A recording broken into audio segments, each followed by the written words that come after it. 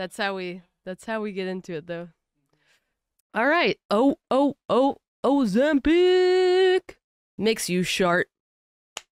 That's what we're here for today. Everyone has heard this word. I know that everyone has heard this word. Ozempic has inundated pop culture in a way that is honestly expected. You know, weight loss has always been kind of this like social obsession, like forever and ever and ever. And no.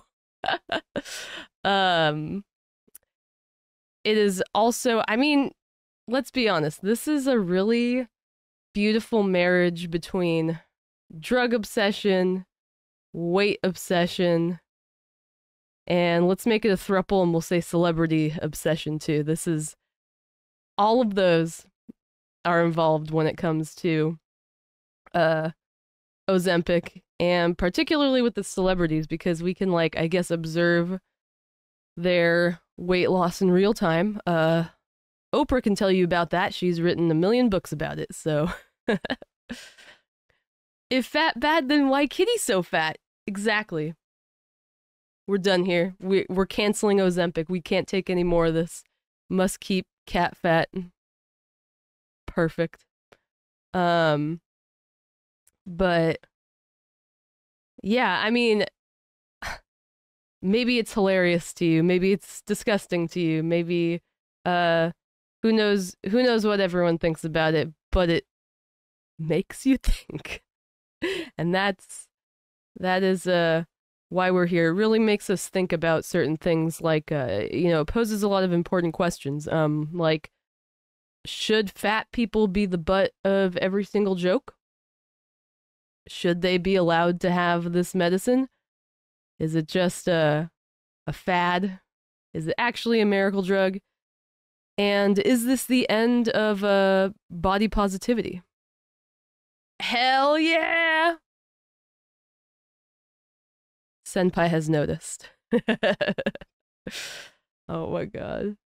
The short answer is no.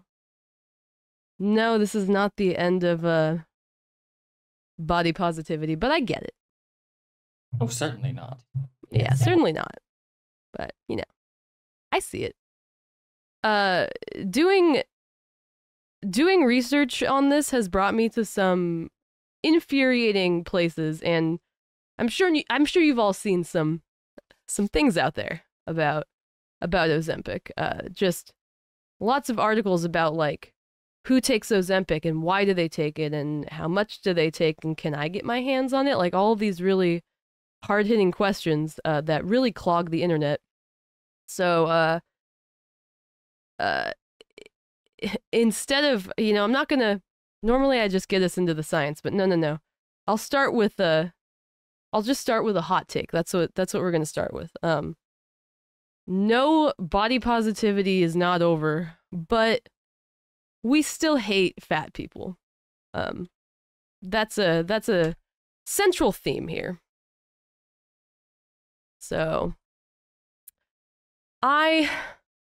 this horrible article that I came across really sums up all of our collective feelings about celebrity weight loss and fat people in general. Because if a famous person is fat, they must be on Ozempic, and we should definitely ask them about it and interrogate them. And if they're not on it, then maybe they should be on it. And I'm not even... this article was literally just the journalist went and asked a bunch of fat people if they take Ozempic. Literally. Like, actually, I have something to say about that. But no, one of my hot takes is just, you know, fat phobia is body positivity, fine. Fat phobia, rampant still.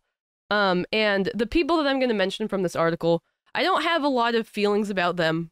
I'm not trying to, I don't care about them. They're, you know, it's really just my overarching feelings about Ozempic. Except Oprah. I don't like Oprah. Fuck Oprah. She's the first one. Oprah, her entire like weight loss journey has been, you know, was cataloged for all of us for decades upon decades. And she is not an ally. She's not a friend. She's constantly shitting on people for the different ways that they decide to lose weight, like weight loss drugs. She considered weight loss drugs to be the easy way out. What? That kind of shit does not surprise me, but yeah, that is. Yeah, what is this woman's problem? Is what I'm getting at here. Like, that is fucked up. The most, in regards to her weight, though, I remember the most famous thing she did was she had that wagon of like red meat that she just pulled out on a red wagon. And I'm like, oh my God, the goo. I've seen that. Mhm. Okay, I used to see, like, she did that. She wasn't the first person to do that. I went to the Alameda County Fair when I was in like middle school, and there was like a booth where they had like a glass case and like, this is 5 pounds of fat, and it's just like this yellowish goopy shit, and it's huge. Oh my God. And I was like, as a kid, I was like, wow, I have body image issues now. Yeah. No, like this sort of like weight loss circus that we have is not it's not conducive for anything. And you know, Oprah, I understand it probably has not been easy being a fat black woman. You know, like that comes with a lot of struggles. But she's like a billionaire, so I don't care. And when she's like, oh, I realize I've been blaming myself all these years for being overweight, and I have a predisposition that no amount of willpower is going to control. So great. So glad that she finally realized that. Great, you're talking about the schizophrenia one or the fat one? I could see either one of those being pretty eye-opening. But yeah, I don't stand Oprah, and I think that what she said here is like kind of a, at this point, a no shit kind of thing. Like, yes, some people really can't, some people really need help. Yeah, that's fine. Yeah, it's great. Interesting. Well, now I want to know how it was eye-opening. Because it just sounds like diagnosing you don't diagnose a kid with schizophrenia generally. And you don't showcase it on television either. But that's kind of Oprah's thing, is showcasing these kind of things on television. Anyway, fuck Oprah. So, are there any other fat women that we can ask about if they take Ozempic or not? Of course there are. Mom! Wait, that's my actual mom. What other fat women can I ask about Ozempic? My mom says me. Hi, Julie. Hi, Julie. That was amazing. All right. Other fat women. I like what Kelly Clarkson said about being like, I'm not depressed just because I'm fat. I think that that's sort of a not a common opinion or thought that you see put out into the world. And then she admitted that she was put on Ozempic because she had bad blood work. So that is introducing the idea that Ozempic is for health problems. I don't know if that's if we knew that, but that's what it is for. And then Amy Schumer said that celebrities talking about Ozempic should be honest about the fact that they're on it.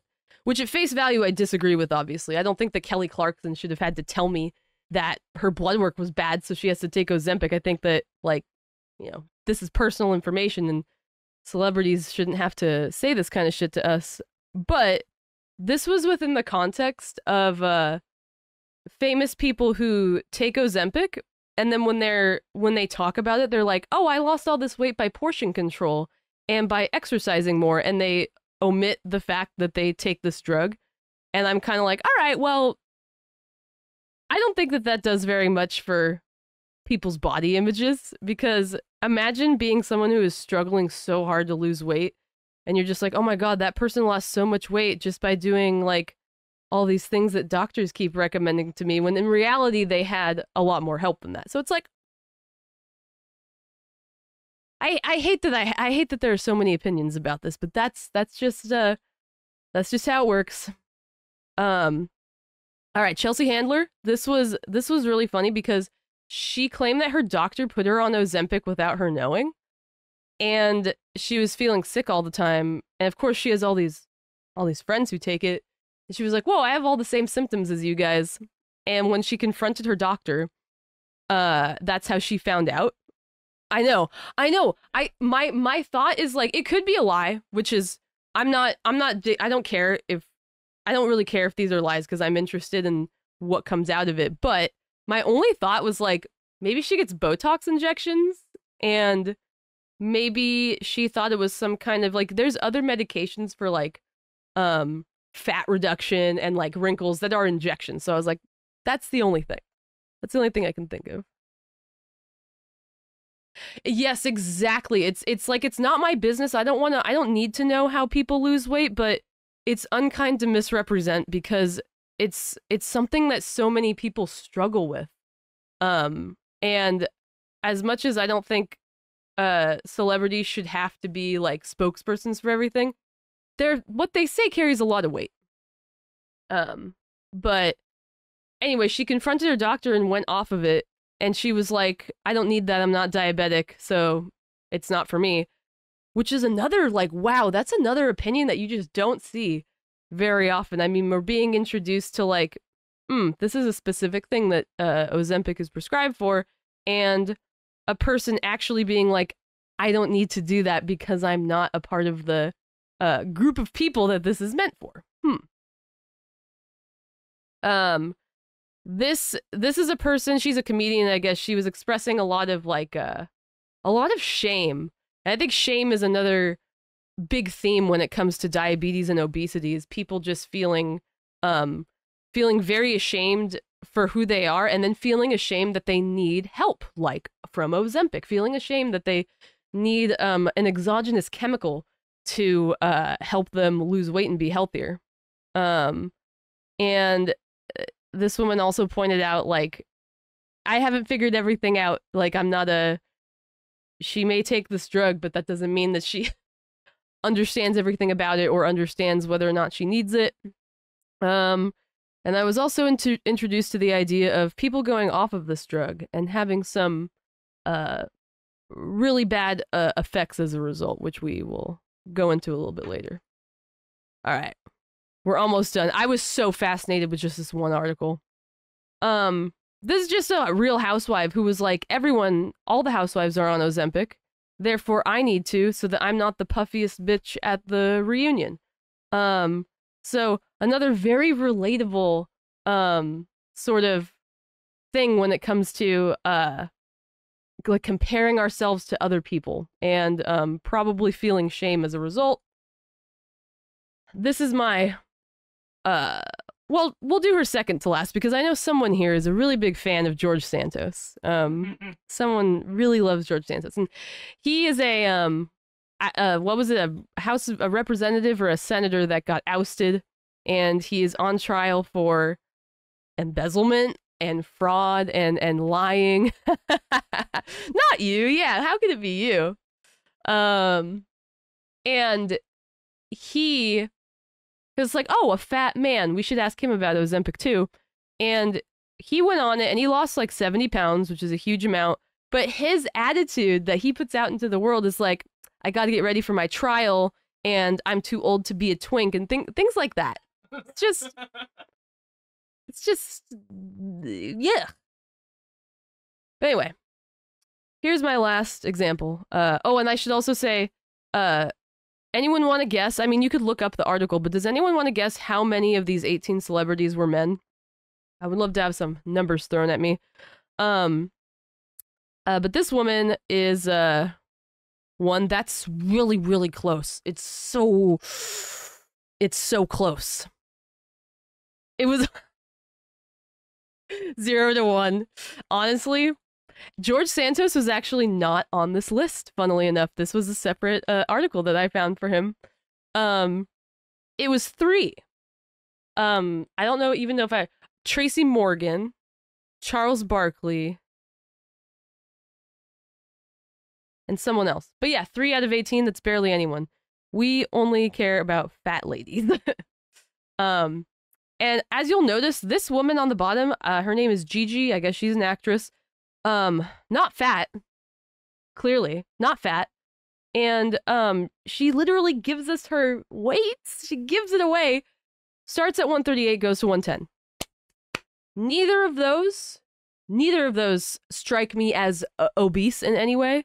And this is my little segue into the science, because BMI is used to determine whether someone needs to take Ozempic or not. And your BMI is it's your weight over your height squared. So how tall is this woman? She's fucking 5'9". She's tall. So definitely probably not in the demographic of people who is needing to take this. That's insane. I'm 5'9", and the one time in my life, pre-puberty, that I weighed anywhere near 138. I was when I got off my deployment. Yeah. I weighed like 143, 144. When you were malnourished. And you saw me. I was not well. And that was a nightmare. And she started there? Wow. Yeah. I know, like it's crazy. And yeah, 5'9" is very, very tall. It is just, yeah, Amy barely weighed anything, and she's pretty much this tall. I weighed 140. Yeah. So these are values that determine diagnostically whether you should take Ozempic. So I'm gonna give you a little itinerary, because this is gonna, in the words of Ron Weasley, you're gonna suffer, but you're gonna be happy about it. Because I'm gonna talk about Ozempic, how it works, the history of it, how we got here, the different forms of it, and some of the more publicized and weird effects about it. We're gonna be physiology masters. All of the things that in our physiology that are related to Ozempic and what its goal is in the body, we're gonna go through that, babes. We're gonna do diabetes, insulin, glucagon, all these hormones, and all of the parts of the brain and the gut that are involved in food reward and satiety. Yeah, you recognize it. Mom, I took this picture actually in your house. I was just there, and I snapped a little picture of your pill bottle. I might have some when I explain this, I might have questions for you. But we're also gonna go into heavy. I'm gonna misfrizzle you guys into. I'm gonna trap you guys into a world that is so fascinating and weird. It's gonna be amazing. All the receptors and the signaling and the it's gonna be amazing. So let's just frickin' do it. To start, this is literally a screenshot from the Ozempic website. So Ozempic is an adjunct for diabetes along with diet and exercise. So an adjunct it basically means you can't just take Ozempic. You have to do that and then still do other body maintenance things. It's not going to magically make you, it'll make you lose weight, but it won't make you healthy if you take it without doing other kind of human things. Oops. Oops, forgot. You were like, oh, I thought it was take Ozempic and then Coca-Cola still. Oh, okay. Gray here is actually still addicted to Diet Coke, Diet Cock, Diet Coke. So it doesn't always help with more intense sugar addictions like that. But that is what it's meant to be for. And there are 3 types of Ozempic that I'm gonna go into, but oh yeah, I think of Diet Dr. Pepper specifically when I think of you, but yeah, diet soda is diet soda. and coffee. Oh my god.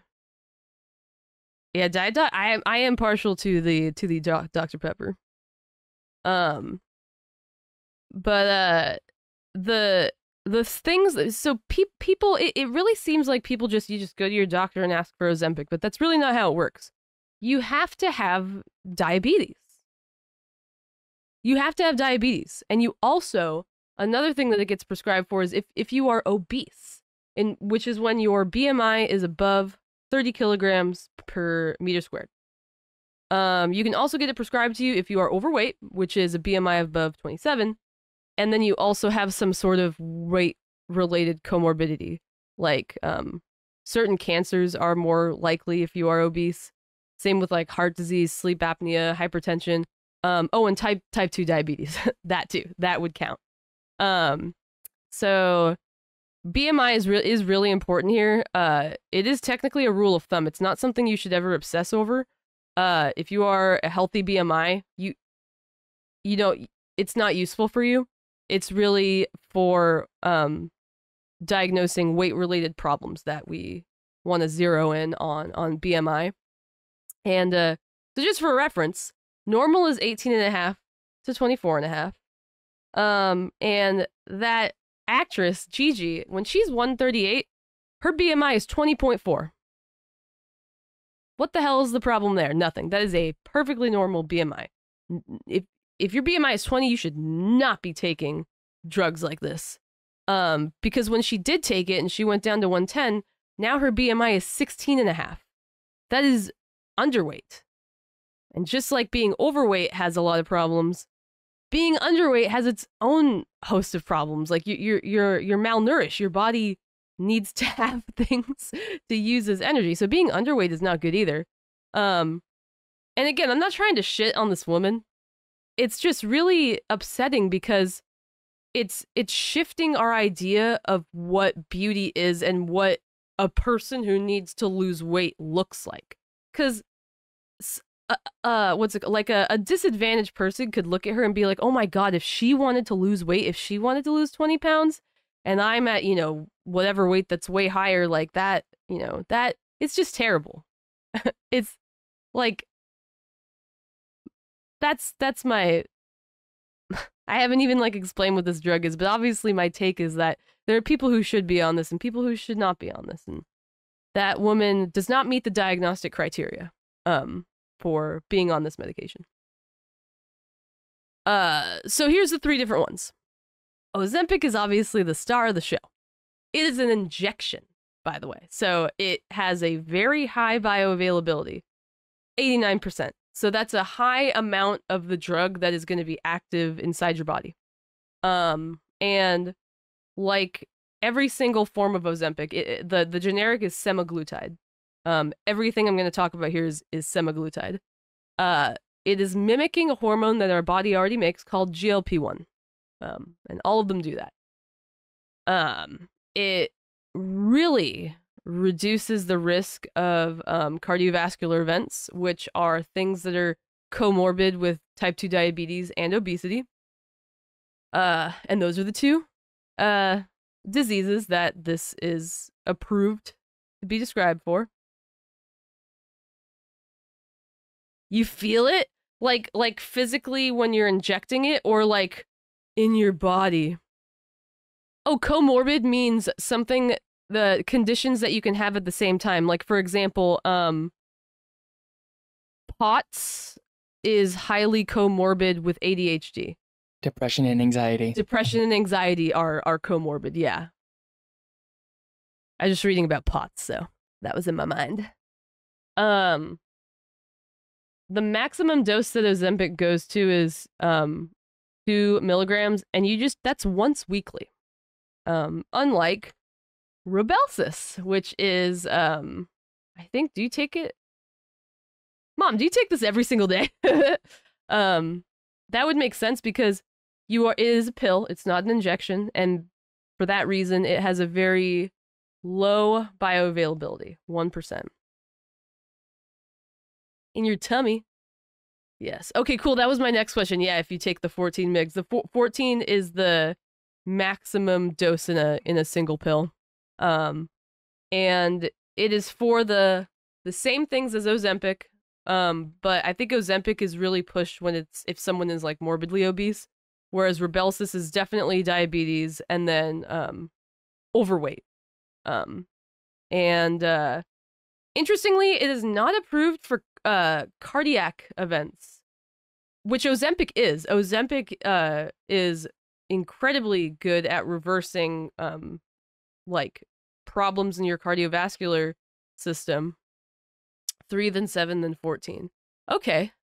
How long does it take until you're at the maximum dose? What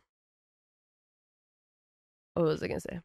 Oh yeah, the cardio stuff. Yeah, Rybelsus did not do better than placebo for some reason for helping to protect against cardiovascular problems. And I really have no idea why. It must be something about the route. It must be like injecting it is just a lot better for your cardio system. That's all I can think of.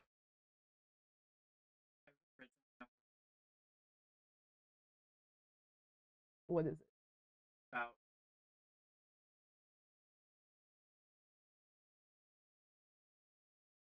Can I come to you when I talk about them? yes. Cool. 1 to 2 weeks. Okay. That's pretty fast. I feel like did it hurt you internally more or less than metformin? Oh, that's good that you didn't feel sick.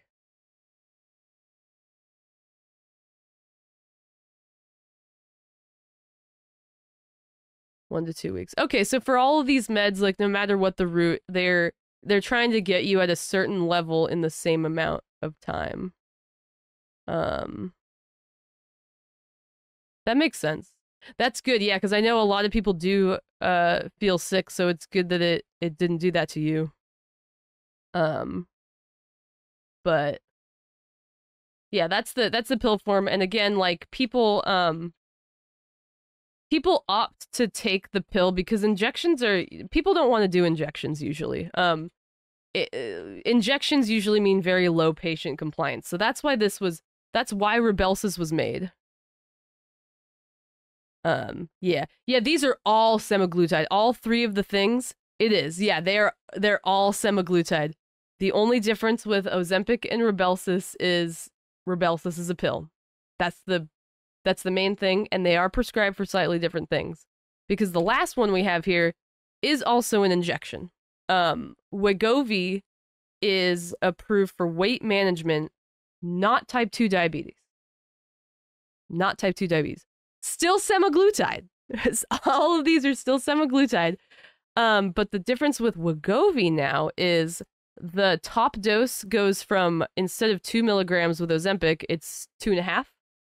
And it is also approved for children, like 12-year-olds. None of these other ones are approved for children. And you might be wondering, why does this exist? Why is Wegovy here if it's just Ozempic? And the answer is insurance. When people get prescribed Ozempic for weight loss, that is off-label. And off-label, it's not a bad thing. People take a Benadryl off-label. It's an antihistamine. It's used for allergies, but because it makes you sleepy, some people use it off-label for sleep. So, using Ozempic for weight loss when you don't have, if you're not obese and maybe you don't have diabetes, would be considered off-label. And in a lot of those situations, insurance will not cover it because your doctor needs to write a diagnosis code. And if they don't, because you don't have those things, then insurance won't cover it. So, you use your ass off-label. I've been thinking about that, and it really must have to do with the root of it. Like, just there's so much, because the Ozempic is injected into your fat, and so I think that it might and a lot of times, you know, cardiovascular events have to do with like certain types of fat deposits. So it's like, I wonder if it's the place that it starts is just better. Because Rybelsus is still technically good because it helps you lose weight, and losing weight is just the best way to lower your chance of a heart event. But it's just on the label, they can't recommend it for cardiac problems. And I think, did I have in my notes? Because I just was like, it didn't do better than placebo. Nothing explained it to me, so I just kind of guessed. Yeah, I think it's the route of administration, but we really don't know. Yes, yeah, it is so Ozempic and Rybelsus and Wegovy. There's a reason why they are so effective at treating diabetes, because in a lot of the best way to reverse diabetes or heart problems, a lot of times the solution is just to lose weight. And that is the hardest thing ever to do for a lot of people. So we'll see. We're going to see why it does that and why it's so amazing. But yes, that's why we have Wegovy. So Wegovy just took what Ozempic was being prescribed for off label, and then a company was just like, well, let's get FDA approval for weight management. And so now people can get basically semaglutide still, but their insurance might cover it despite the fact that they don't have diabetes or not being obese. Yes. See, we really just we love weight loss here. Okay, so here's a quick history. This guy in the 70s, Dr. Jens Holst of Denmark, he was not studying diabetes because this is the 70s. There's no diabetes in the 70s in America. Not a problem. We don't care. He was studying duodenal ulcer disease. I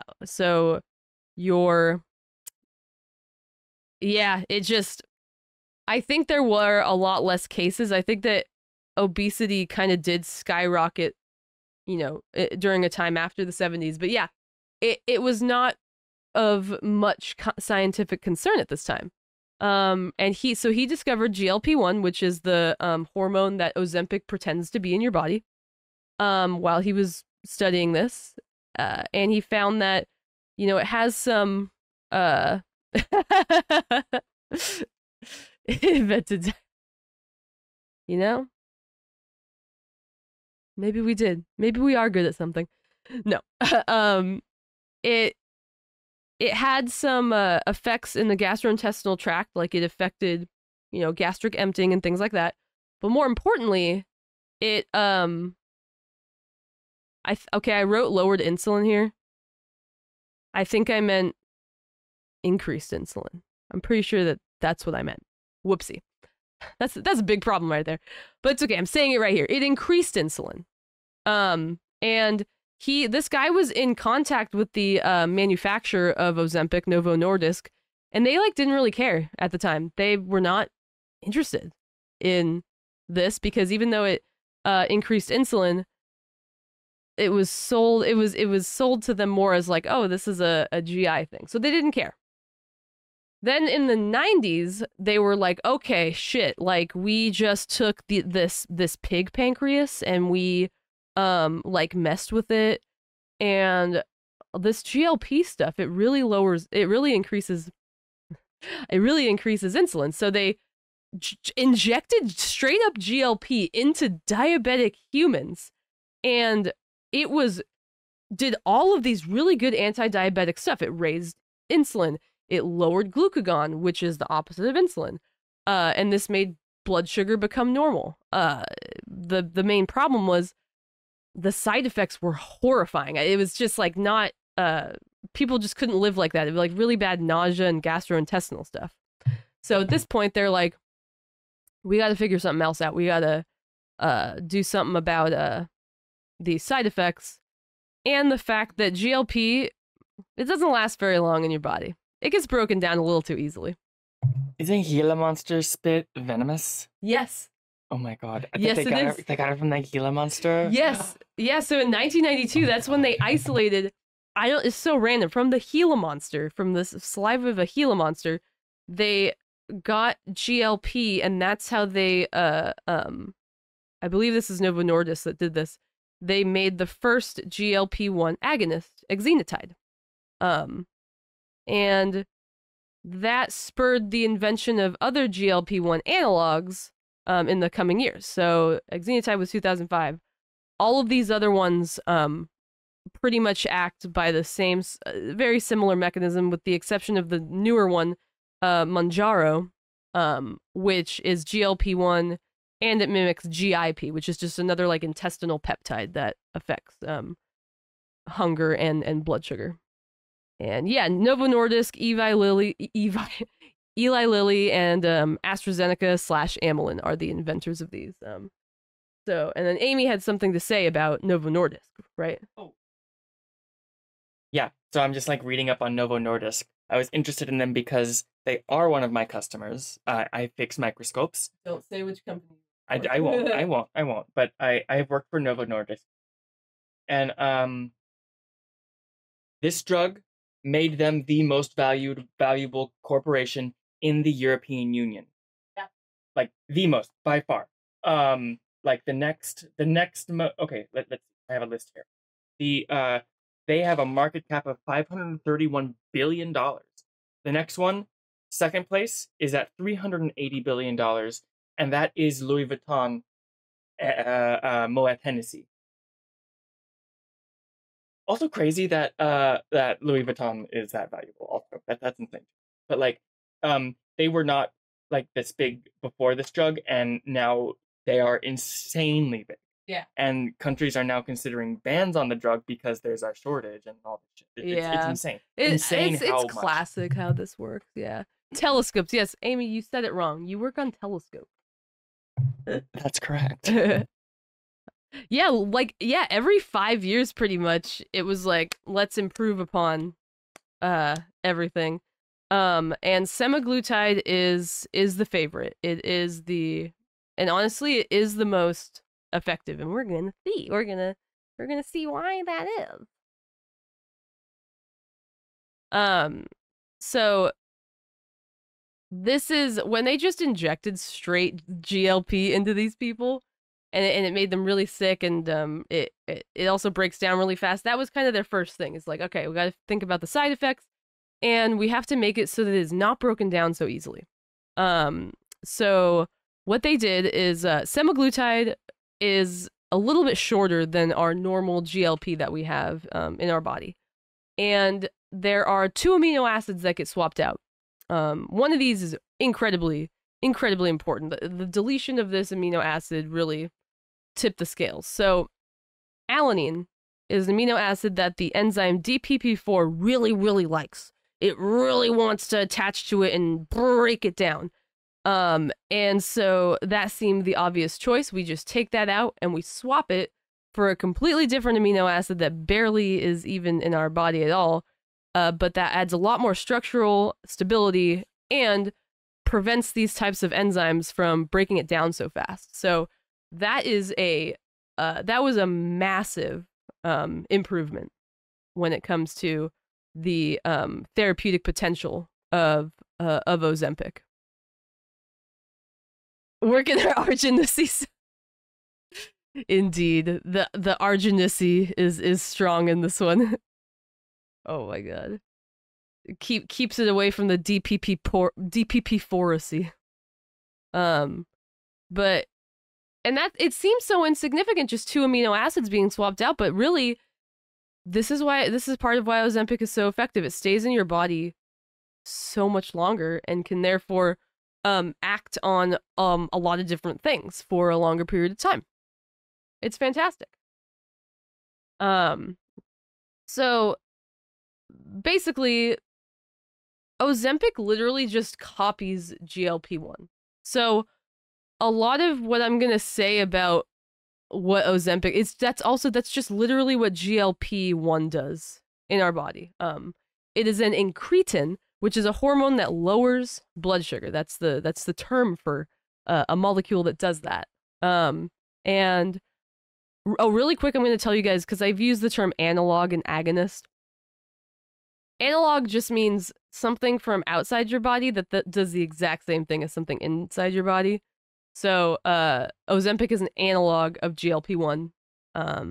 THC is an analog of anandamide. Like, that's what that term means. And then agonist, of course, means that when it binds the GLP-1 receptor, when Ozempic binds it, it does the exact same thing that GLP-1 does. It copies exactly what it does. It's the opposite of an antagonist, which would, if it binds, it blocks everything completely. So it literally mimics GLP-1 in our body. And the ultimate effect of that is that it lowers our blood glucose. That's what incretins want to do, and that's what insulin wants to do. So it does that by increasing insulin, of course, decreasing that glucagon, which is, I would describe that as literally the yin to insulin's yang, like just to,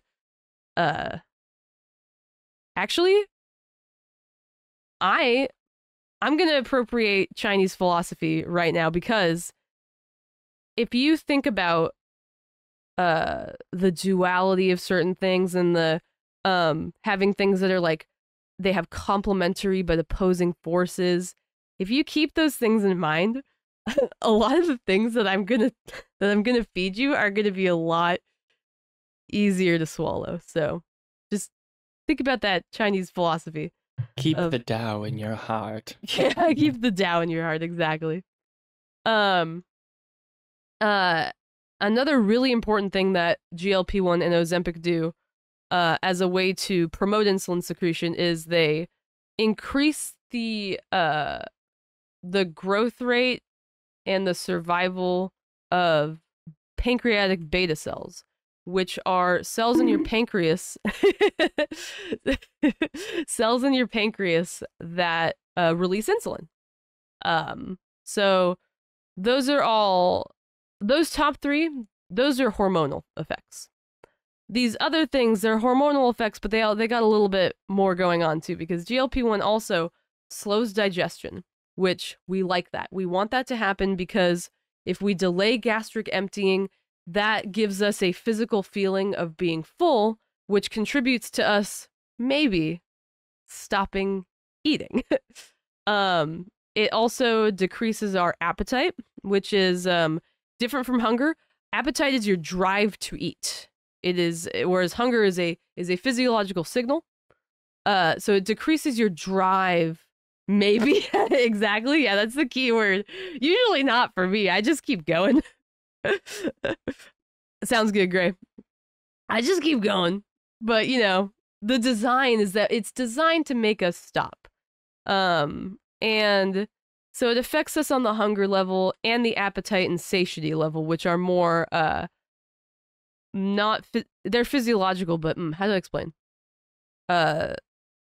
You can, like, for example, you can be hungry but not want to eat. Like maybe when you're really sick, your body's like, your stomach's growling and you want to eat so bad because you're malnourished from being sick, but you have no appetite because you're sick. And then the reverse can be true too, which is how it is for me and probably a lot of other people. You are not hungry. You should not be eating more, but you have you have a high appetite, so you eat anyway. So there is an important distinction between those two things.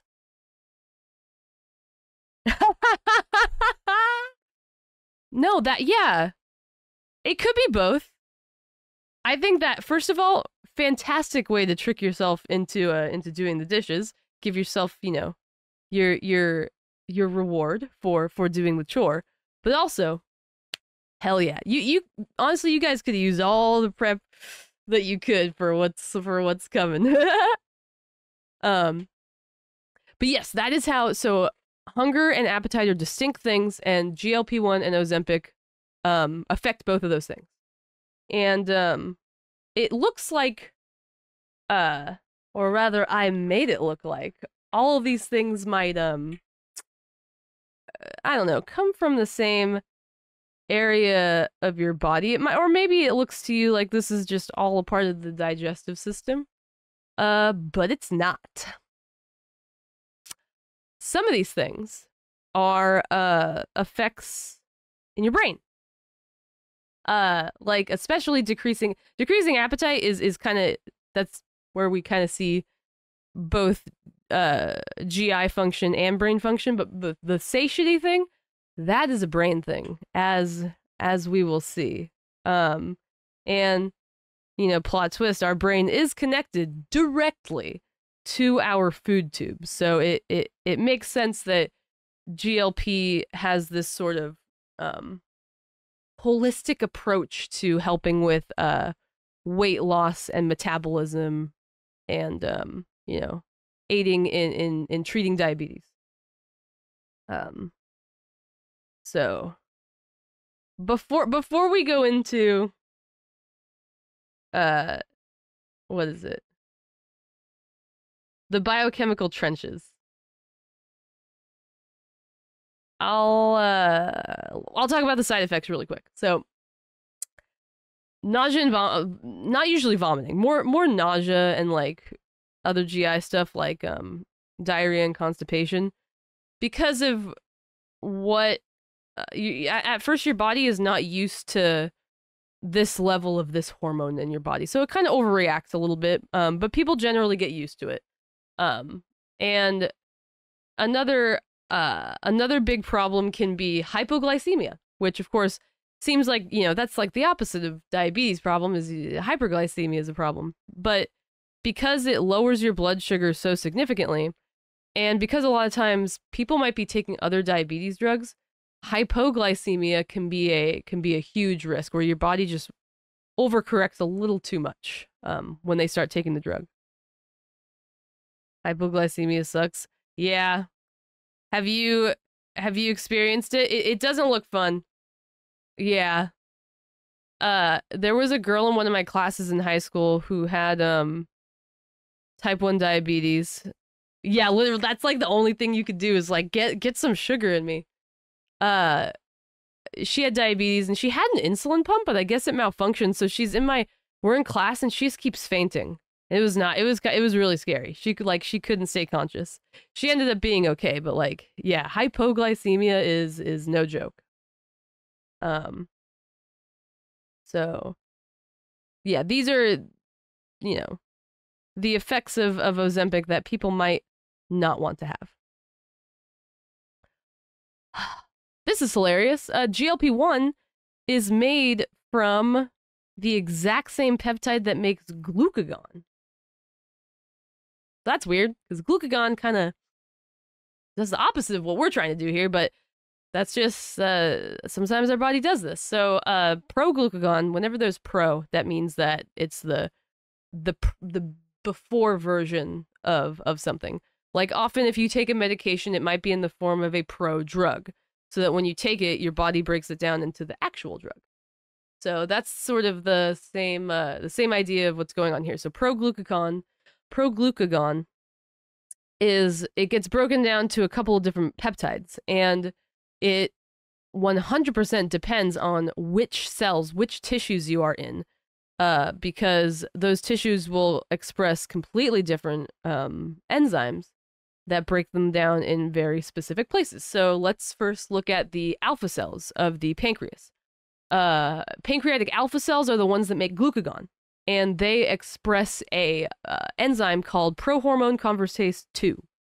Prohormone convertase 2. Now you eat. That's good. Yeah. Also, I feel like with like, it's an ADHD thing to like not eat. Like you just don't consider that that's a thing that you have to do until you're like, why do I feel like this? I'm sorry. Yeah, so if we are inside of an alpha cell right now, which are the ones that produce glucagon, then PC2 is there, and it's going to break down pro-glucagon into 4 different peptides. Glucagon and 3 other ones that I don't give a shit about. I don't care about GRPP and IP1 and MP. We don't care about that. The only interesting thing here is when beta cells get damaged, they start producing an enzyme called prohormone convertase 3, which causes them to cut the MPGF into some GLP, and then that GLP helps like fix the damage and helps promote helps support their survival. Glucagon is your favorite Pokemon? I love that. That's A+. I love that. Oh my god. Glucagon. Catch rate increases if you are in pancreatic alpha cells. So yeah, that's pancreatic. But we don't care about these guys because we don't care about glucagon that much. So if we go to the gut and the brain, different enzyme, that's so hard to say. Prohormone convertase 3. That is what is expressed in the gut and the brain. And so it cuts up the proglucagon so that we have GLP-1 and then again a bunch of shit I don't care about. Glycentin and oxyntomodulin, they do like GI stuff. I don't care. The fact is, the gut and the brain are going to make GLP-1, not glucagon, which is important to know. Glucagon is only in the pancreatic alpha cells. So this is a really fun, like, central concept of molecular biology where cells are expressing different genes and therefore making different proteins as a result of those genes. And things like this can happen where even though they all make proglucagon, they all start with proglucagon, it's going to become completely different proteins depending on other proteins or enzymes that are expressed in that cell. I love this shit. This is my shit. So in the gut and the brain where we are making the GLP, this is the areas that GLP-1 receptor is expressed. So when looking at where a receptor is expressed, that gives you a good idea of the location of the action of the hormone itself, in this case GLP-1. Of course, we have the majority of expression in the you guys see my cursor? Yeah. In the kidneys right here. Sorry, oh my god, the pancreas. Which makes sense given what we just saw and what we know about the fact that GLP increases insulin secretion. The other place is the salivary gland. We knew that because of the Gila monster and because digestion starts in the mouth. That's where it starts, so remember that. And then we got a little bit in the stomach and the duodenum. And then quite a bit in heart muscle, and I couldn't exactly find why that was. I didn't see all that much information about GLP-1 and the heart for whatever reason, like at least in terms of the receptor expression. So this is an educated guess. The heart, because the muscles need to utilize a lot of glucose in order to get the job done. So since lowering glucose is the ultimate goal, and one of the things that insulin does is it increases the amount of glucose that cells take in, this kind of makes sense because it's like, okay, we want the cell to be taking in glucose to utilize for all the important mechanical things it needs to do in our body. All right, then if we look at the receptor expression in the brain, hypothalamus has crazy high expression, which is expected because the hypothalamus is where what's it called? Appetite and satiety are controlled in this area. Excuse me. Same with energy expenditure. Yes, that is exactly why. It's just so yeah, the hypothalamus is like kind of the controller of all of those things. And then we have a little bit in the pons and the medulla oblongata, which are both structures in the brainstem. The brainstem is the part of the brain that directly connects to our GI tract, so that makes a lot of sense too. And then lastly, we have a little bit in the basal ganglia, which, if you remember from 2 years ago, 2 years ago when I talked about dopamine, was that 2 years ago? I don't know. But the basal ganglia is where the reward system is. And the reward system is actually going to play a surprising or maybe not surprising role in GLP and Ozempic's sort of mechanism of action. So yes, these are the main places where GLP does things. When we eat, that is what triggers GLP-1 release, and it happens it's biphasic. So there's 2 phases: early phase and long phase, late phase. I thought it was long phase. But anyway, in the early phase, this starts immediately after you start eating. And digestion starts in the mouth. Keep that in mind. But as you are eating, in the early parts of your meal, there are a little tiny bit of GLP-1 receptors in the stomach, and there are a small amount of intestinal L cells in that area too. And in the GI tract, intestinal L cells are what release GLP-1. So at the beginning of your meal, GLP-1 is going to interact with those receptors, and it's going to delay gastric emptying and lower acid secretion. Delaying gastric emptying, that is kind of what gives you a feeling, it starts to give you a feeling of fullness. And it is regulating the amount of food that is progressing to the intestines. And this is important because if digestion is occurring too quickly, things are just going to get dumped into your intestines, and nutrients, glucose, are going to be absorbed way too fast. So because GLP-1 is an incretin and therefore likes to lower blood glucose, regulating this, the speed at which things go into your intestines is advantageous because it prevents like huge spikes in glucose from entering the blood.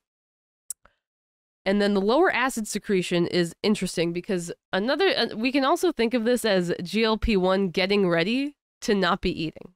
It's getting ready to stop. It's getting ready to suppress your appetite and stop you from eating. So that's like a little part of the prep phase there. Yeah.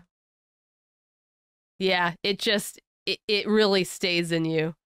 And when alcohol staying in the stomach, your body thinks it's doing a good thing, but really you're like, can I not be drunk still? So yes, so that would be like the concept of starting the postprandial appetite suppression. Postprandial means post-meal. So before we go to the late phase, let's look at our mouths. So when we eat something, let's say we're eating something sugary. These are sugar molecules, the blue circles. And we have a lot of different types of taste buds or taste bud cells in our tongue. So TBC2, these specific taste buds are for detecting sweet taste and umami. And what happens is these sugar molecules are going to bind directly to receptors on the taste bud cell. And the result is going to be a classic signaling cascade that we are going to see a lot. So the glucose binds the receptor, and a number of events happen that lead to the creation of a molecule called IP3. IP3 has a receptor on the endoplasmic reticulum, which the ER, it has a lot of calcium inside of it. So when IP3 binds its receptor on the ER, a crap ton of calcium starts leaking into the cytoplasm of the cell.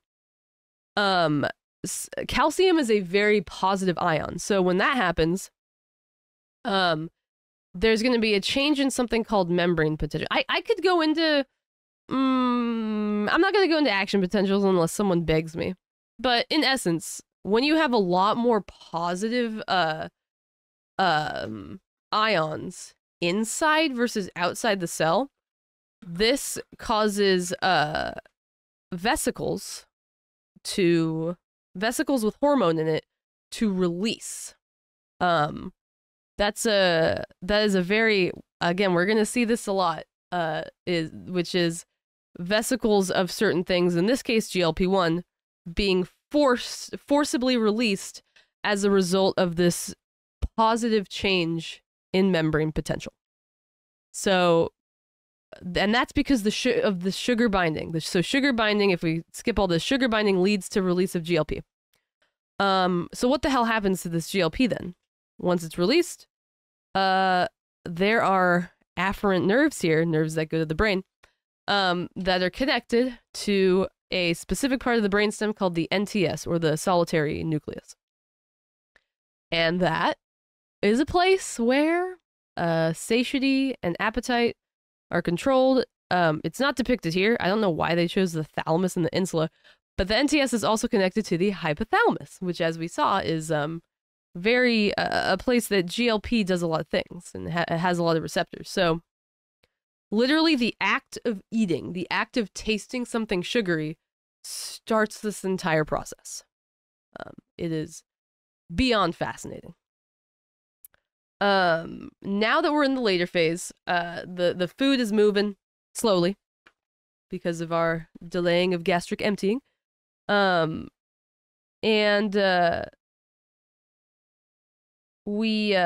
is happening about half hour to 30 minutes after you start eating.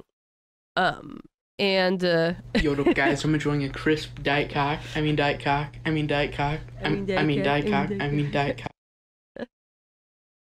I'm enjoying a crisp Diet Cock, and then 60 minutes later, my intestinal L cells, which these are mostly in the colon. We had a little bit in the stomach and the small intestine, but these are mostly in the colon. They start releasing a lot more GLP-1. And it's in the colon that you're doing most of the nutrient absorption.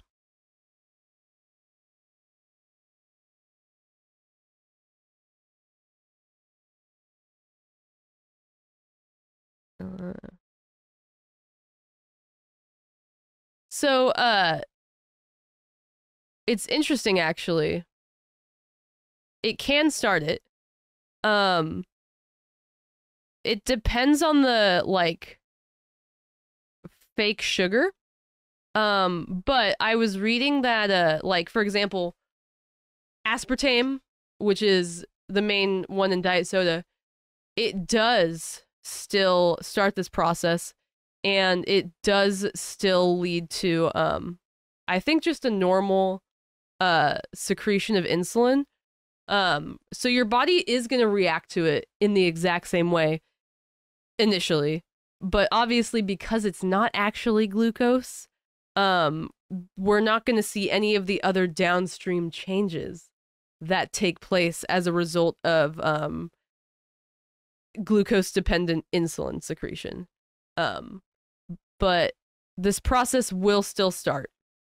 And yes, gum will start this too.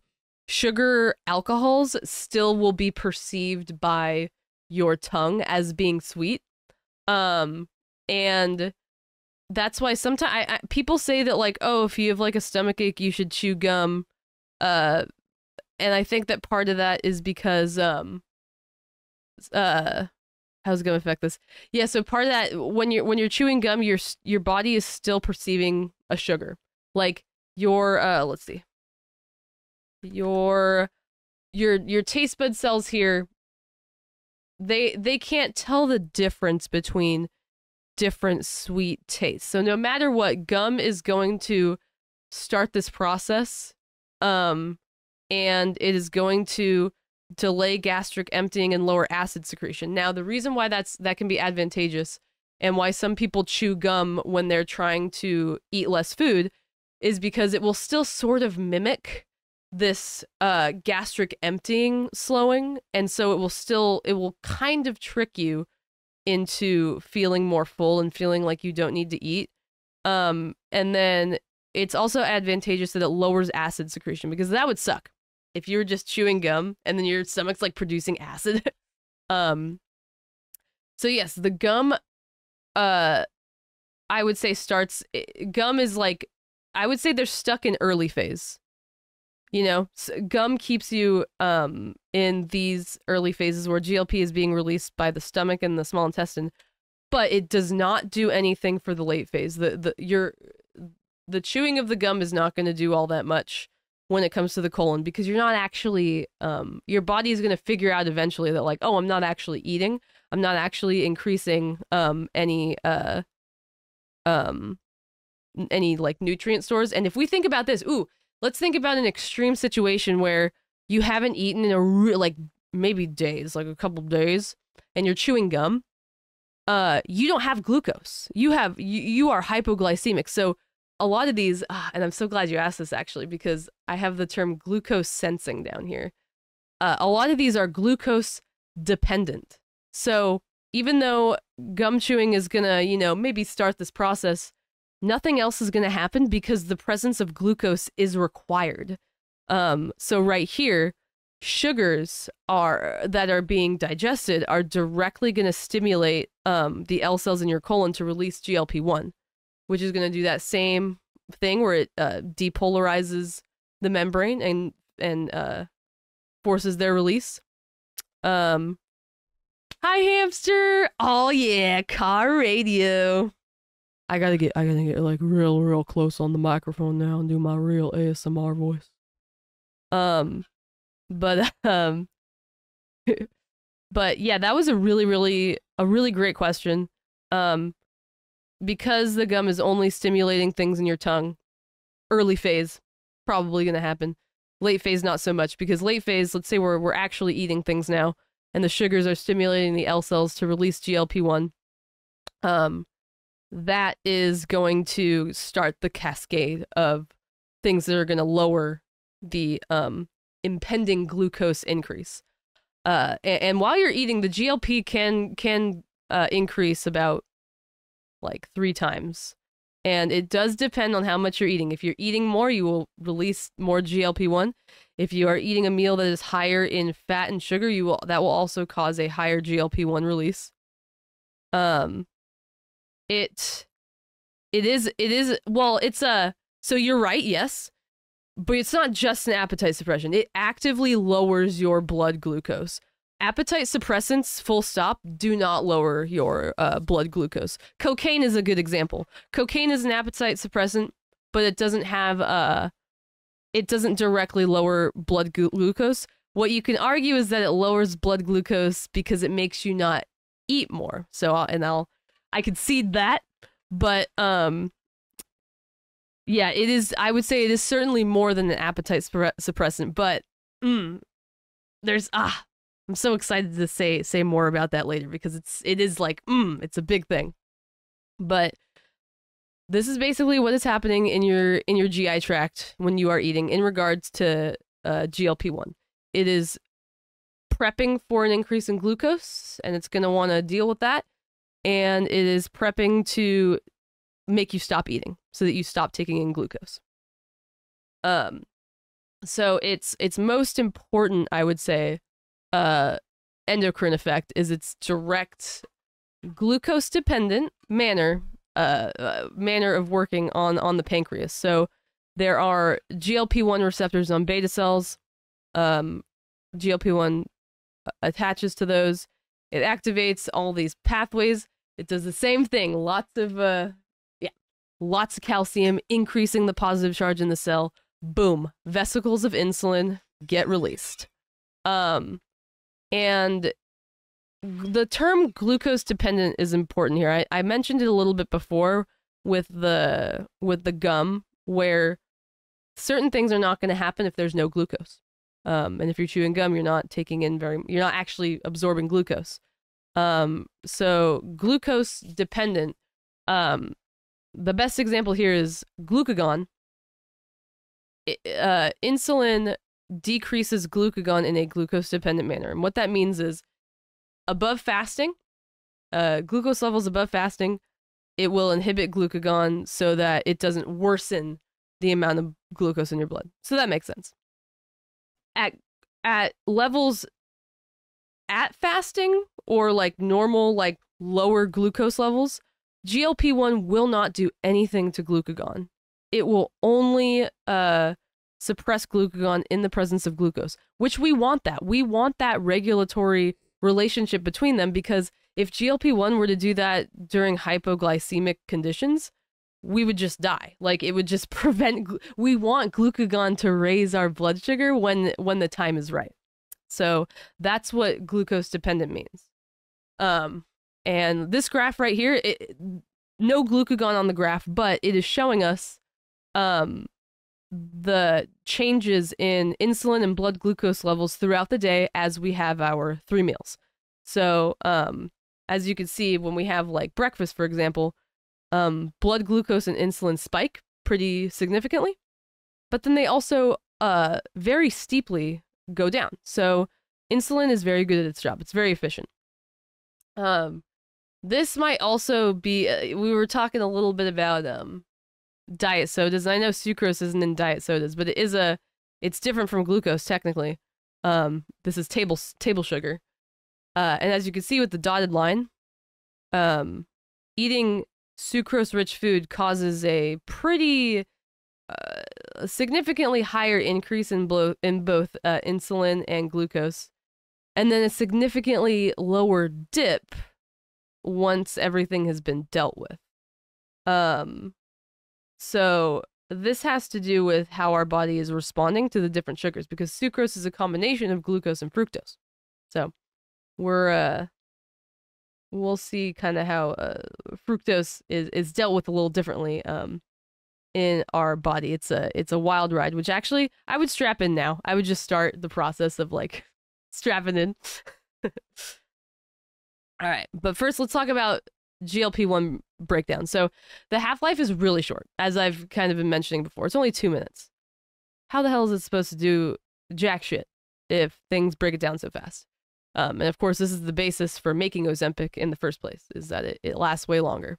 So DPP-4 or dipeptidyl peptidase 4 is super, it's everywhere, but it's mostly in the liver.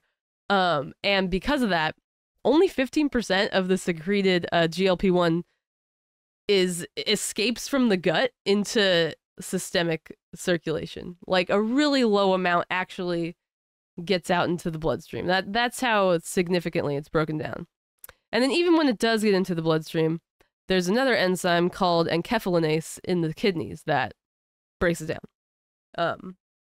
So it is really, and this is how most hormones work, honestly. Hormones are just meant to be very transient, increases, decreases, that kind of thing. And so in people who are diabetic or obese, there are a lot of other problems going on with metabolism, so it's very advantageous to increase the action of at least GLP-1. But yeah, if it's broken down so quickly, then how the hell does it get into the brain? Well, that's a question for something that you guys are, it's what you're strapping in for. Continue strapping in. So insulin. I want to talk about insulin because that's the big problem in diabetes is impaired insulin secretion and also impaired and damaged beta cells. So because GLP-1 is an incretin that literally acts on insulin, we got to talk about it. We got to look at what the hell insulin is doing to lower our blood sugar. One of the things that it does is it literally leads to the what am I trying to say? Integration of a glucose transporter into the membranes of certain cells, usually liver, fat, and muscle, so that they take up more glucose from the blood. And that transporter is GLUT4. When cells have GLUT4 in their membranes, they take in a lot more glucose. So that is way number one in which insulin gets glucose the hell out of our circulation. And its other effects are different, slightly. It does different things in different cells. And all of them have to do with lowering blood glucose. All of them have to do with putting glucose in jail, basically. So in fat cells and adipocytes, insulin helps to increase lipogenesis, which is the creation of, I'll say esterified fatty acids, but triglycerides, basically. And triglycerides are how fat, that's how, technically glucose and energy is stored. So in a way, it is also increasing the storage of fats. Insulin also increases the synthesis of fatty acids, which are then used to help sequester glucose out of the circulation. In muscle cells, insulin will increase glycolysis, which is this is the process of glucose breakdown, which we want. It increases glycogenesis, which is the creation of glycogen. Glycogen is the stored form of glucose. Insulin will also increase glycogenolysis in these areas, so it prevents the glycogen from being broken down. We want it to stay in storage.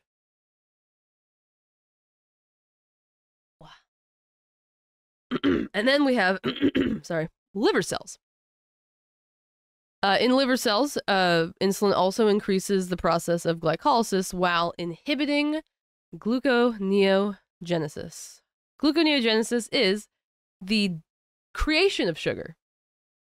We don't want that right now if we are if we are in a state of insulin secretion and possible hyperglycemia. We do not want. We only want glycolysis.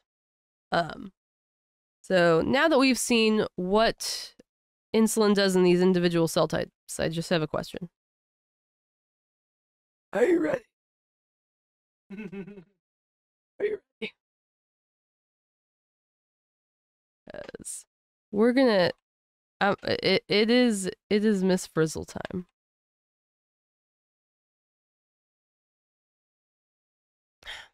Now don't nobody worry their precious little brain. I'm gonna make this so nice and so lovely.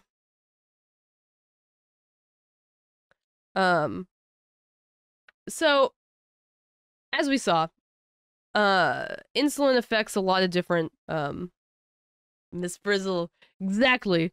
Let's go, kids. Let's go inside Timmy's bloodstream and look at how much glucose he has and then judge him. Haha.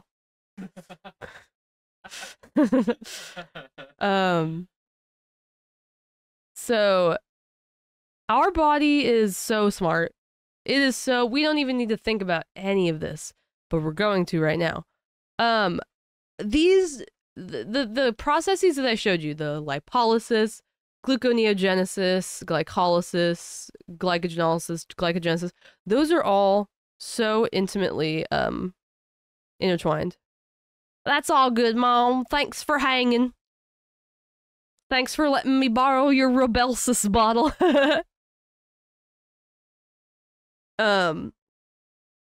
She's leaving because she's scared of biochemistry.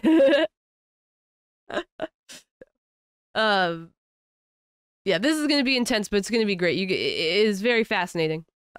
So all those processes are so goddamn intertwined. And glycolysis is essentially, I would consider it like the backbone, at least the backbone of these processes that I'm about to show you about.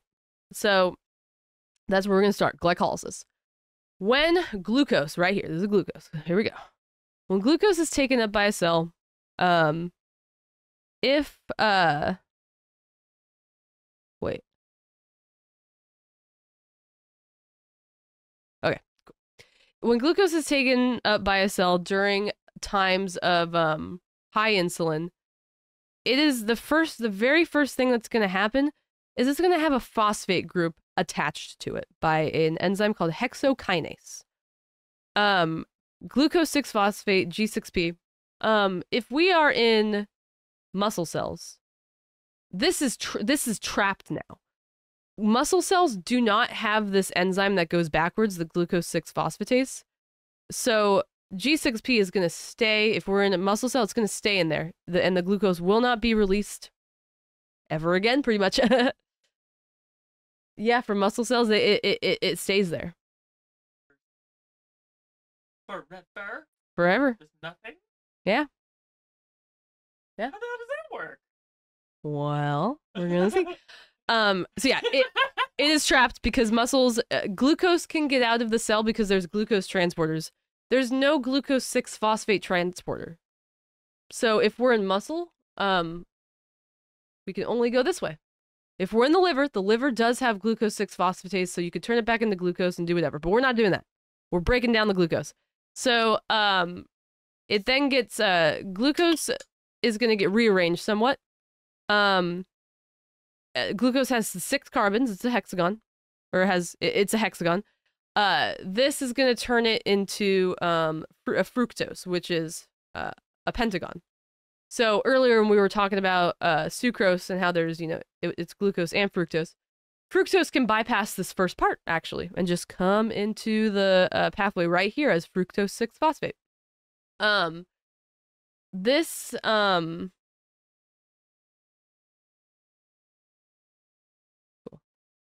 I'm just making sure that I'm not over-explaining things I'm going to explain later. Okay. So once we're in this area, we reach a bit of a fork in the road because fructose 1,6-bisphosphate can be turned into both DHAP and PGAL. And in fact, PGAL and DHAP can be interconverted between each other. PGAL can then, I've skipped a couple steps here because I'm nice. PGAL will go on to become pyruvate, which if you took AP Bio, pyruvate might be a bit of a trigger word for you, but it's okay.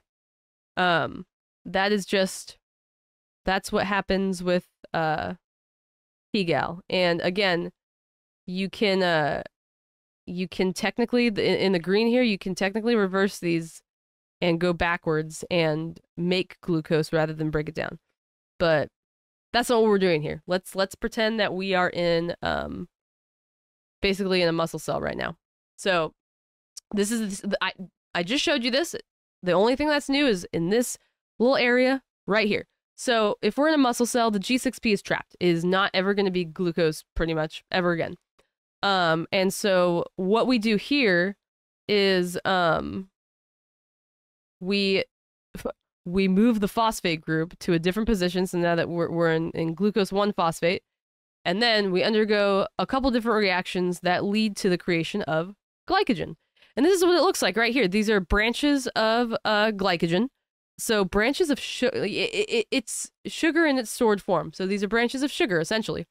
And the liver does this too, but why I'm talking about muscle cells right now is just because of the concept of this is the fate of glucose in muscle cells.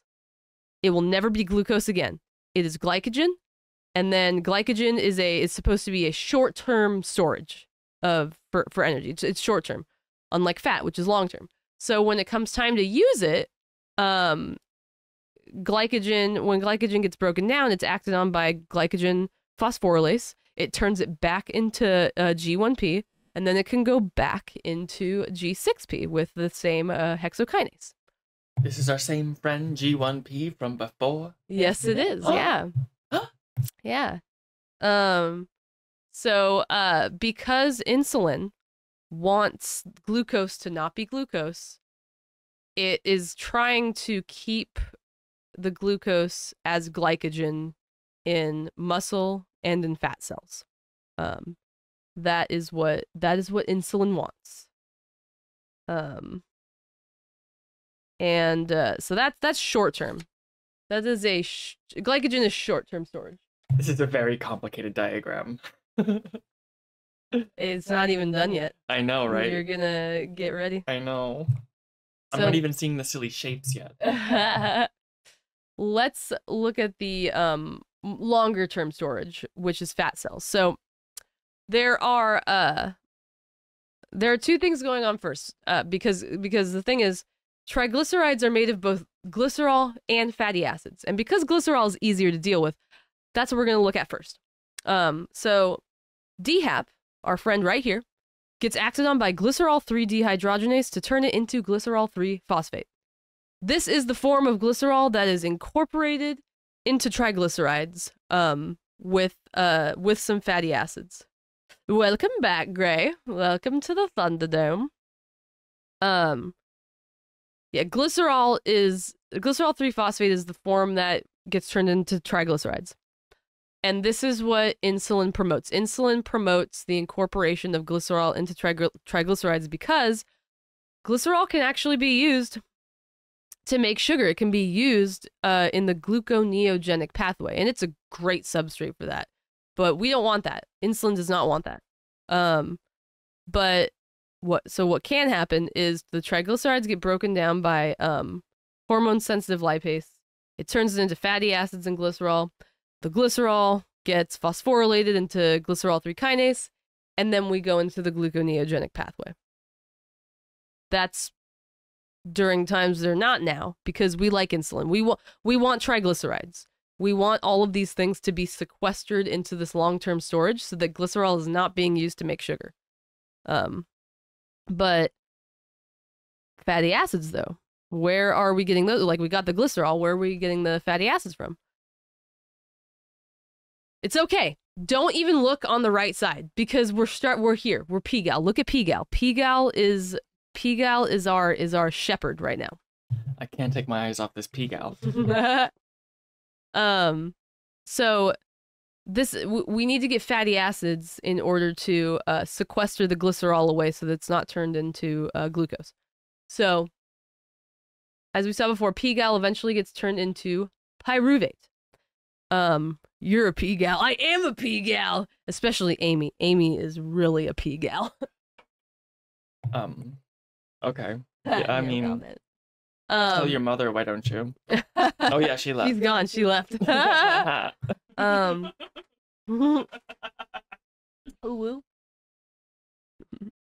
Pyruvate, again, if you took AP Bio, that's your...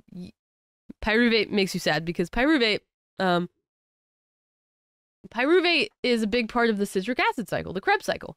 And it also is how we make fatty acids, though. So here's what happens. Pyruvate, it gets shunted into the Krebs cycle. It gets turned into acetyl coenzyme A, which then gets turned into citrate, which is what the citric acid cycle is named after. And you may be wondering, why the fuck is it also here? Why this acetyl coenzyme A to citrate back to this? Why did we do that? Well, who invited her? Right here, we are in the mitochondrion. And acetyl coenzyme A cannot leave the mitochondrion. There's just no transporter for it. So when we turn it into citrate, citrate has a transporter.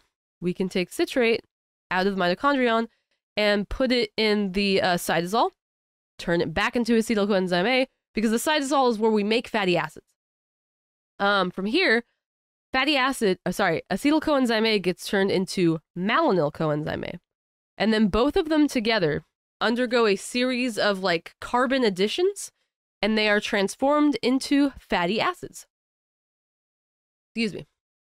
Now we have fatty acids. We could add it to our glycerol and turn it into triglycerides.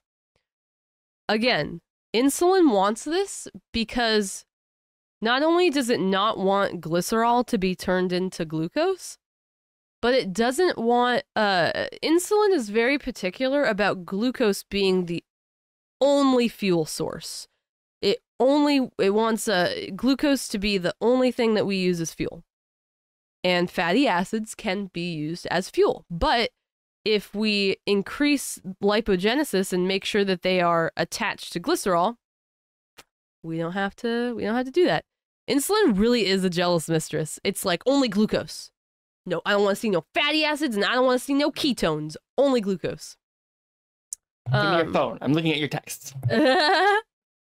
So, you guys really did survive. This is the biggest biochemistry part, and I know it probably looks really, really awful, but it also, I hope that you can appreciate how cool it is that these things are intertwined, and that the whole point of making glycogen and making triglycerides, at least when it comes to insulin, is to get glucose out of the blood, basically. So yeah, that was the biochemistry. Now we're going to go hardcore into some molecular biology. So this is the insulin receptor, and I have a little aside right here about glucose sensing and basically how insulin release is mediated, because obviously GLP-1 increases insulin release in the presence of glucose, though. So we also need to have this glucose sensing going on in the beta cells. And how that works is, as glucose enters a beta cell, it gets oxidized. What we just saw, basically. It gets turned into ATP, which is generally used for energy. In this case, ATP is going to act as an energy currency to close potassium channels. Now, potassium, it is a positive ion. It is also a lot more, there's a lot more of it inside versus outside the cell, which is not typical of other ions. Other ions are way more populated outside versus inside the cell. Dude, yes. Oh my god. ATP and the oxidation of pyruvate and like shit like that, that is mad AP Bio vibes. My teacher is actually the one who called it PGAL, because it's also called phosphoglyceraldehyde or like G3P or something, but it's also called PGAL, and that's what he called it. And I'm like, that's the best name. Why would you call it anything else? I go by Mr. Teal. But so knowing that there's more K plus on the inside of the cell, when we close those channels, they are no longer allowed to leak outside of the cell, which means that we get more positive inside the cell. And we've been seeing that a lot. When we get more positive inside the cell, in this case, it's changing the membrane potential. This positive change in membrane potential opens calcium channels. And calcium is more populous outside than inside the cell. So by the rules of diffusion, a fuck ton of calcium goes inside the cell, which means a fuck ton of positive charge enters the cell. Insulin release. So I put that little aside in there because I did tell you about how GLP does a similar thing, but glucose itself also stimulates insulin release. And insulin has a very interesting receptor. It has an extracellular domain, which is where insulin actually binds.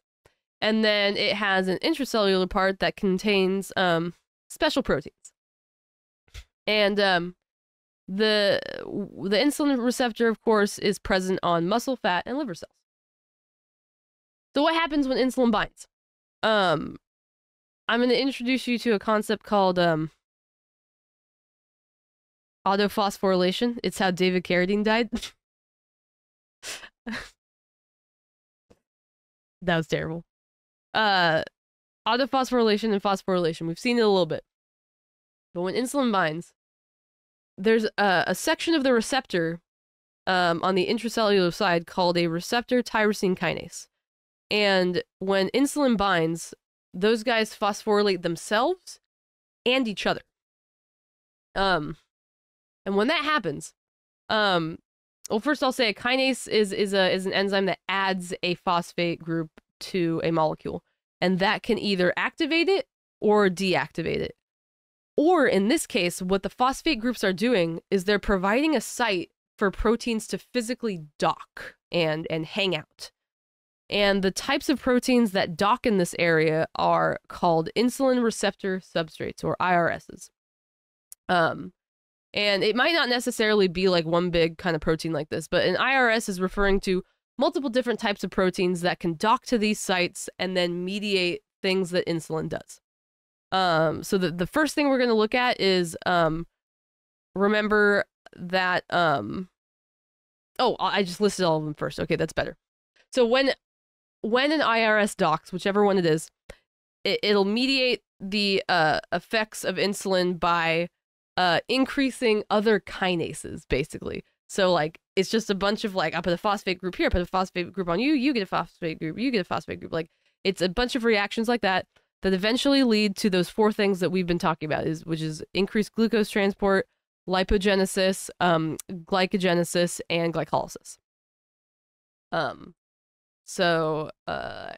I just so happen to know the cascades. So, if we're in skeletal, I guess we're just in skeletal muscle right now. Okay. So, when insulin binds its receptor in skeletal muscle, it is going to cause that muscle cell to take up more glucose by putting that GLUT4 transporter in. And how it does that is the IRS, insulin will bind. There's a phosphorylation. Some IRS is going to dock to the receptor itself, and then it's going to activate an enzyme called PI3K, which is a kinase. And as a kinase, it is going to add a phosphate group to a membrane lipid, actually, called PIP2. It's going to turn into PIP3. PIP3 has this nice extra phosphate group now that it can use to go and, like, fuck with shit. So one of the things it's going to go fuck with is it's going to add a phosphate group to yet another kinase called PKB. Or AKT, but I call it PKB. Phosphorylating PKB activates it. So now PKB can go do its own thing. And what it's going to do is it's going to go over to some vesicles that are already fused to the GLUT4 transporter. And I should say this is also true with, like, how I've been showing you, like, insulin vesicles getting released, GLP-1 vesicles. These vesicles are kind of on deck. They're kind of there and ready to be released when a signal tells them to. So these vesicles with GLUT4 are hanging out, waiting for a signal. PKB happens to be that signal. PKB is going to actively help them fuse into the membrane so that now glucose can more easily enter the cell. So, yeah, that's how, I mean, it's just a bunch of phosphorylation events that eventually lead to just shoving a transporter in the cell membrane. It's great. Now, here is how insulin, here's how insulin increases glycogen synthesis. So same thing. We're at PKB right now. We already did the other stuff. We're at PKB. PKB is also another thing that it can do is it can inhibit a kinase called glycogen synthase kinase. And normally what GSK does is it's a kinase, so it adds a phosphate group to glycogen synthase, making it not be able to do jack shit. Glycogen synthase is the final enzyme of making glycogen. So without PKB, GSK is free to inhibit glycogen synthase, and glycogen is not being made as much.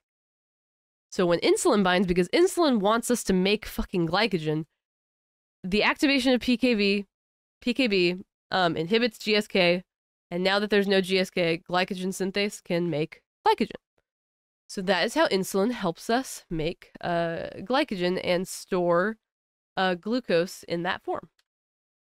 So insulin, this is the first step in glycolysis, where glucose is being turned into glucose 6-phosphate.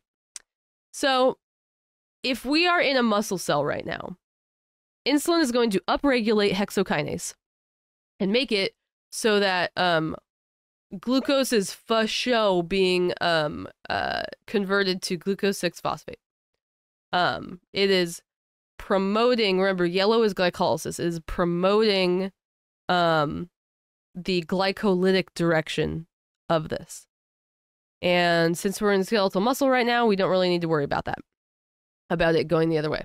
However, in the liver does have glucose 6-phosphatase because the liver can make its own sugar, which insulin doesn't want. So in liver cell, not only are we upregulating hexokinase so that we are doing glycolysis, but we are inhibiting glucose 6-phosphatase so that we are not doing gluconeogenesis. I don't know why I put this part on the right. I think insulin does increase phosphoglucomutase. Maybe it does. It increases phosphoglucomutase to really be like, all right, we got the hexokinase going. Now become glycogen right now. So yes, so essentially insulin is regulating that first step. So it is in favor of breakdown. I said that. Wait. Yeah, so in the liver it's gonna prevent gluconeogenesis. That is not the only part of glycolysis that insulin is going to affect, though, because as you can see, just like there are two different enzymes that act in the beginning pathway, that is the same when we're going from fructose 6-phosphate to F16P. It's one enzyme for glycolysis and then one different enzyme for gluconeogenesis. So what insulin does is it's going to increase, of course, the activity of PFK, because that's the one that is going to help us break down glucose instead of the other way around. And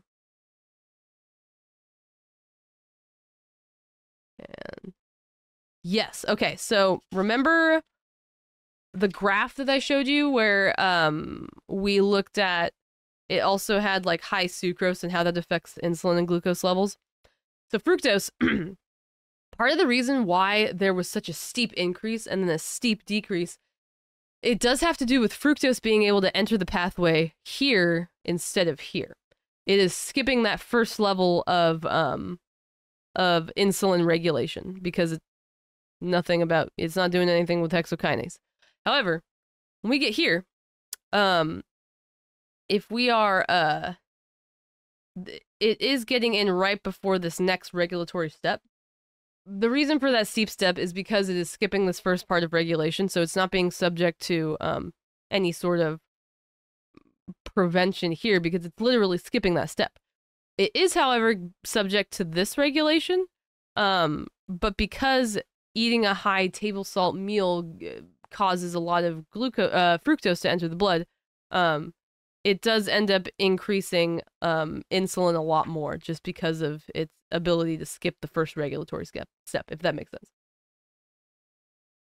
All right.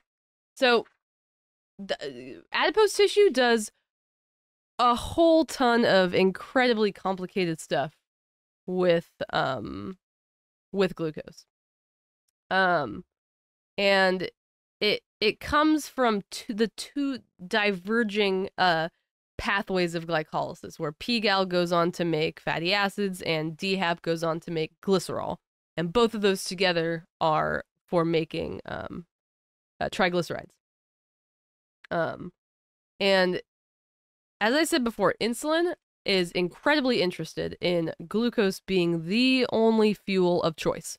So if we go back a little bit, remember acetyl coenzyme A here.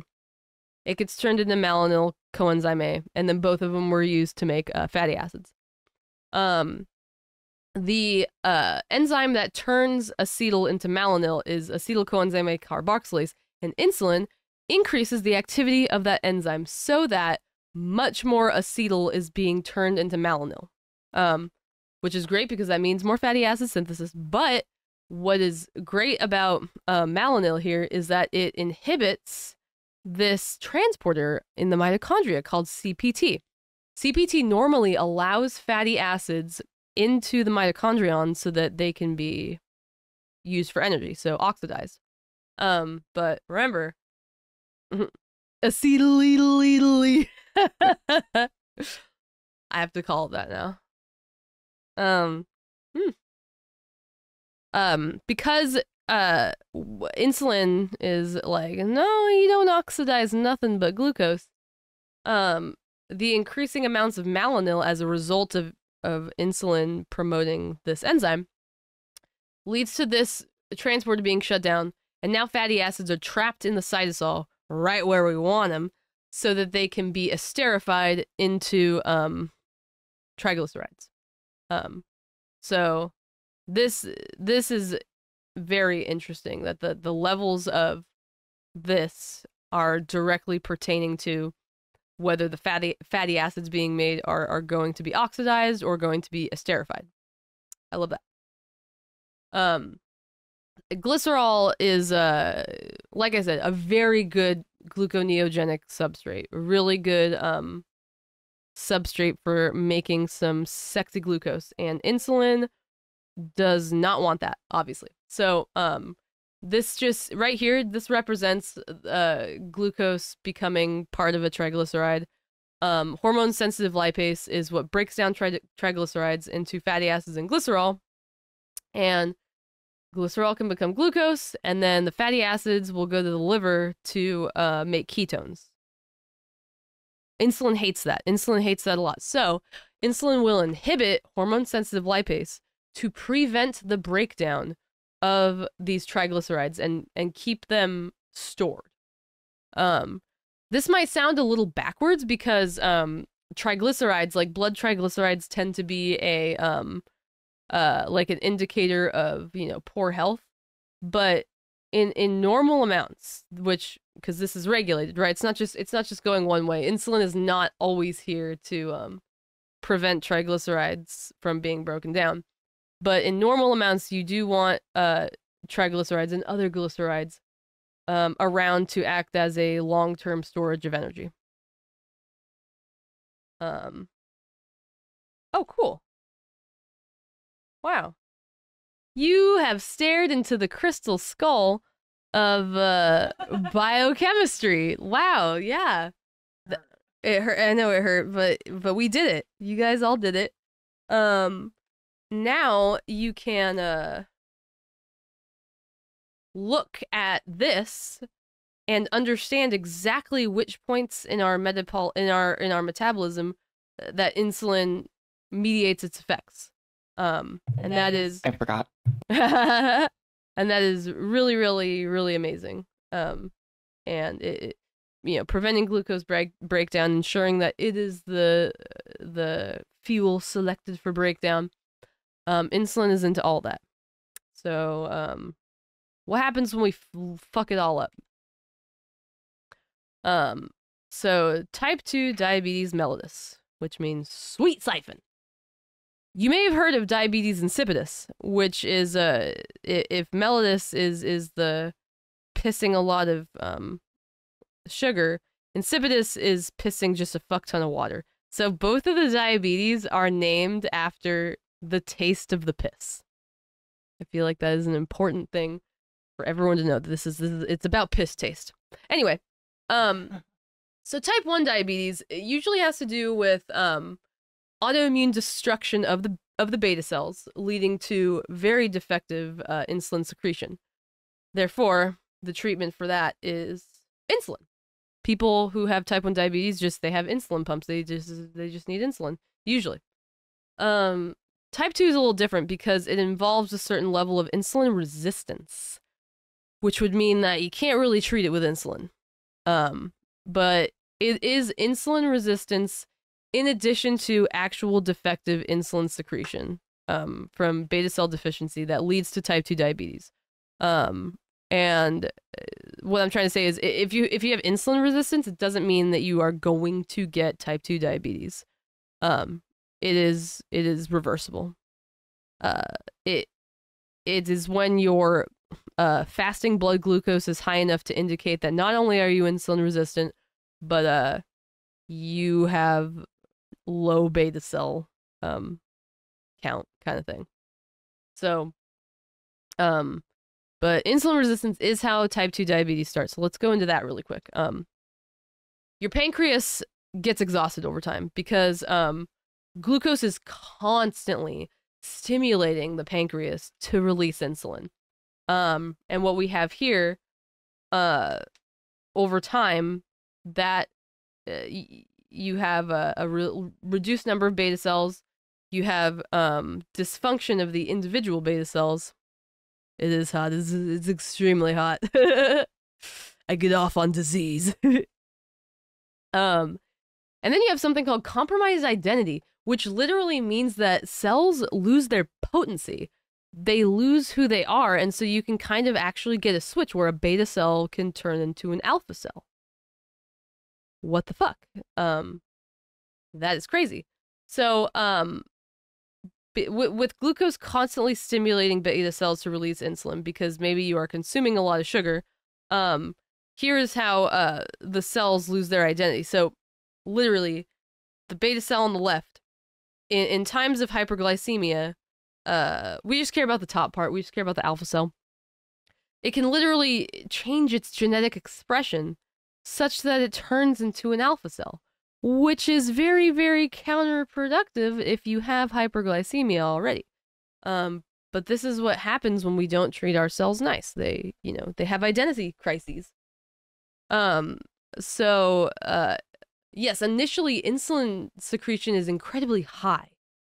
Not just because of the glucose constantly stimulating its release, but because they're starting to get insulin resistant on the pancreas, so there's not this negative feedback that, does anything. And because of this, you're getting a compensatory release of insulin because your other organs aren't responding. The fat, liver, and muscle, the big three, they're responding less and less to the insulin, which means that they are taking in less glucose, and in the case of the liver, actually expelling its glucose stores. So your body is like, okay, what the fuck? I'm releasing all this insulin, but I still have really high blood glucose. Therefore, I should release a lot more insulin. And then eventually, as more tissues become unresponsive, including the pancreas, the beta cell mass decreases because of this identity switching between the different cells, and because the cells are actually dying. So often by the time that someone is diagnosed with type 2 diabetes, they've lost about half of their beta cells. So it's messy. And the symptoms of type 2 diabetes, in addition to the diagnostic criteria of like a high fasting glucose, I think above 100, I don't know, above a certain amount. You're peeing a lot, you're thirsty a lot, and that is because your kidneys, you have other mechanisms in your body that want to preserve your osmotic balance. And if you have a high amount of glucose in your blood, that throws things off in such a way that it makes it so that your body wants to, in a way, preserve, like, I think initially keep water in to preserve the osmotic balance, but then eventually it just ends up being released as urine, because the urine gets so concentrated that your body, again, it's a very sugary piss, so the water follows the piss. And when you're peeing a lot and your body is trying to fix its osmotic balance, this is your brain now telling you to be thirsty a lot and drink a lot of water. There's also increased hunger because of the way that your GI tract and your brain are being messed with. And also neuropathy. A lot of peripheral nerve pain, and in addition to like the peripheral nerves, your peripheral like veins end up having some problems too, and 20 times this leads to a 20 times increased risk of lower limb amputation in diabetes, along with a 4 times the risk of cardio disease, and then a 10-year lower lifespan. So this is a disease. This is a sickness. This is bad. I'm glad that we have Ozempic to treat something like this, but the attitude that I was kind of mentioning earlier, it's almost like people are forgetting that, like, this is a sickness. This is a terrible thing, and just because it involves, obesity, I think that it doesn't seem that severe to people.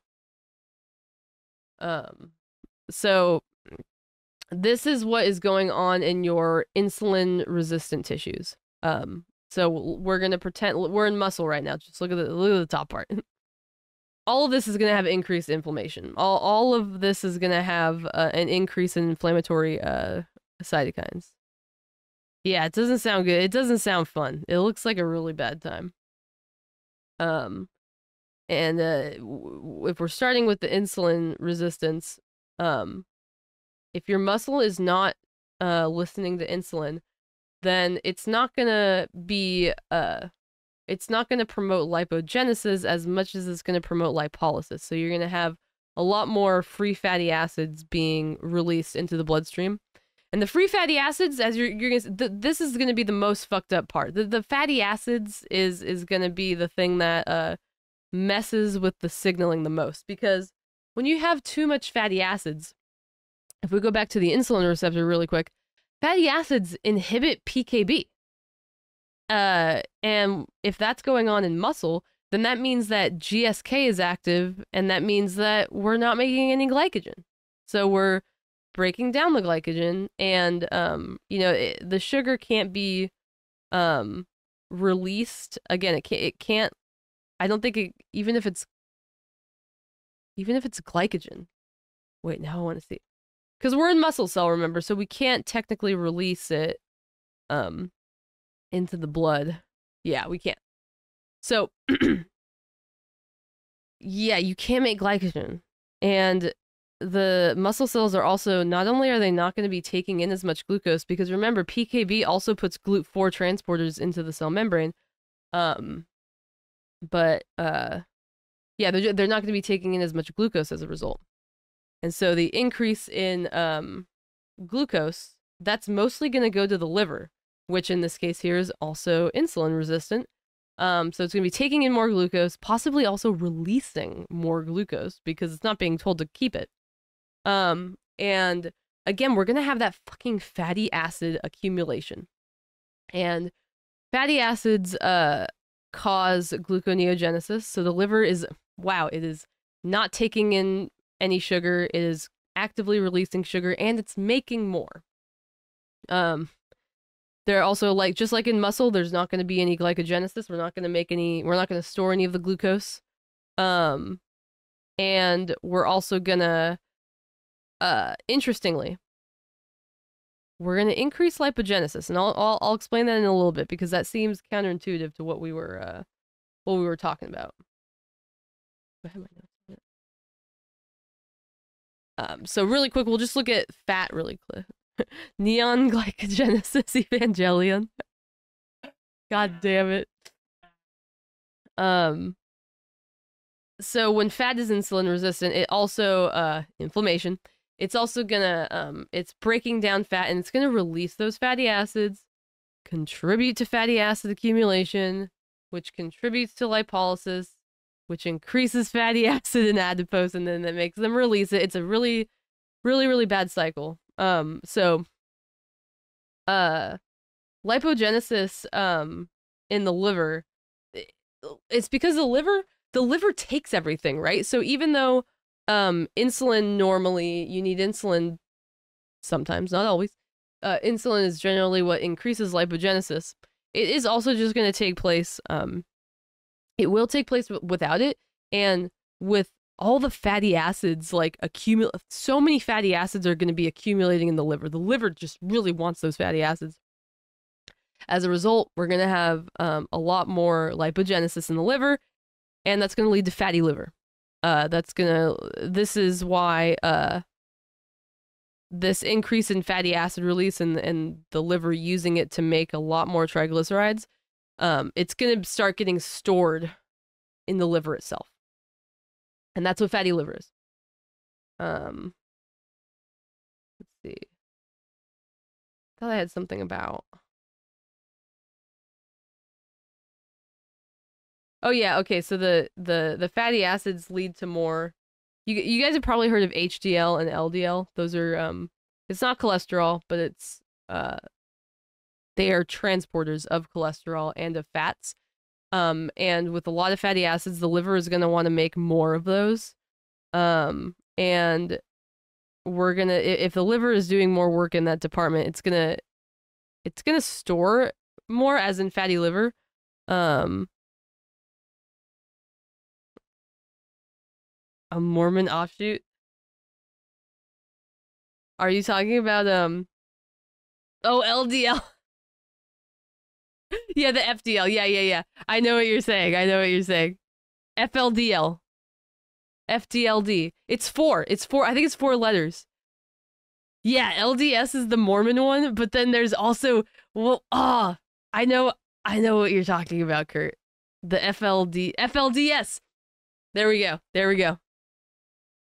So we start with the LDS and everything's fine, but then once we get too much lipogenesis going, then now we got the FLDL.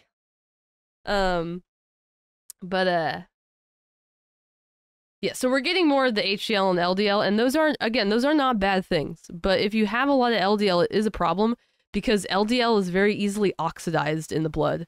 And when it gets oxidized, like, it just kind of like can get stuck places and change its shape so that it clogs your arteries, which is why that's really bad. So if insulin resistance is one of the cornerstones of type 2 diabetes, and GLP helps raise insulin levels, then how does that do anything if it's insulin resistance? Like, that's so weird. Let's take a look. Yeah. I'm trying to remember the medical name. It's really scary. Oh, hepatic steatosis. That's fun. All right, so if you're like me, you were wondering, if GLP increases insulin so much and there's insulin resistance in type 2 diabetes, then what the fuck? Well, GLP, of course, hepatic steatosis, yes. The best death metal band. Hello, Magnazone. Hope you're doing well, friend. All right, insulin resistance. GLP doesn't just increase insulin. There's a number of other things that GLP does, a number of other organs and tissues that it acts within.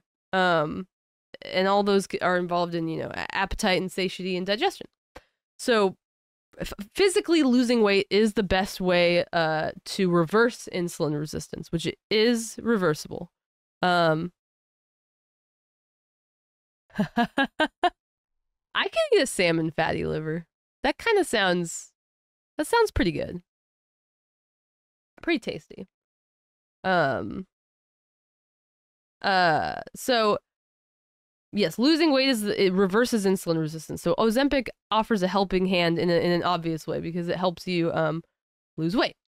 Let's look on to this chart on the right really quick. Wait. Can't see my cursor. Okay. This chart on the right. So this was the SUSTAIN trials. So we have 3 groups of people here. Group 1, they took certain drugs for 30 weeks, and they were drug naive, so they had never tried any other diabetes drugs before. The dark blue is Semaglutide, Ozempic at 1 mg. The light blue is half a mg, and the gray is placebo. Here we have people who were taking these drugs, but were also on other drugs. And they took this for 56 weeks. The orange here is sitagliptin, which is a DPP-4 inhibitor. So it also tries to increase GLP-1. The last one here, also 56 weeks, people who were on like metformin or other types of diabetes drugs. The yellow is exenatide, which remember was the very first GLP-1 agonist. So what this chart is trying to tell us here is that people who were on Ozempic saw the most dramatic amount of weight loss. I mean, obviously way more than placebo, and way more than the DPP-4 inhibitor, way more than the other GLP agonist, exenatide. So lost a lot of weight. If we look at these same groups over here, now instead of measuring weight, we are measuring insulin resistance. So this is the I think it's the higher the percent. Well, it actually doesn't matter for this graph, but they're measuring insulin resistance in a way. If we look at these groups here, people who lost a lot of weight were ones who were taking Ozempic. And people who gained weight, it looks like placebo and then a little bit of the half a mg. No one from the 1 milligram Ozempic gained weight. And these are the totals here. So what these are saying, if we're trying to cross-reference it here with the weight, this is saying that lowering your weight is directly proportional to improving your insulin resistance. And Ozempic, out of all of these drugs, was the best one at doing that. Ozempic was the best at causing people to lose weight and causing people to reverse their insulin resistance. So when it comes to that thought of like, how did insulin resistance, like, how is this happening if like if they're already insulin resistant, how is this reversing that? Well, there's a little thing called the brain. And I know her. There's a little thing called a little bit of a hot take by me that we're gonna see. I just need to point out this meme that my friend made. Didn't Michelle make this? I think Michelle made this. I thought that this was so fucking funny. So losing weight is so difficult, obviously. Losing, if it were really that simple, it would be that simple. And it's really, I think that there was that woman at the beginning, the comedian, who talked about all the shame that she had at having to take a chemical just to help her do normal things. I mean, there's a lot of shame involved in weight loss. And like, it's never like a simple solution to these problems, especially if there's a lot of genetic components and there's all of these like societal pressure components. I mean, it's never that easy. And those who are obese have literal like changes in their body that make it nearly impossible to just get up and decide to be healthier. If they could do that, they would have done it already. Like, and I am talking changes in their brains that prevent them from having the same relationship with food as a healthier person might have. The stigma that these health conditions face doesn't just come from society's, potent fat phobia, but also from the fact that this is somewhat of a mental health issue.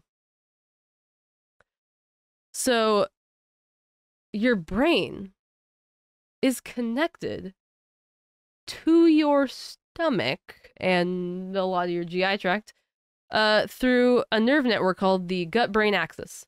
And the vagus nerve is the star of the gut-brain axis, as it innervates mainly the upper GI tract, like the esophagus and the stomach and the duodenum, and it sends information to the brain. And this information is mostly mechanical. If you eat, it is going to physically stretch those organs, and that is what is going to send signals via the vagus nerve to your brain. Start losing weight therapy. Therapy like cognitive behavioral therapy.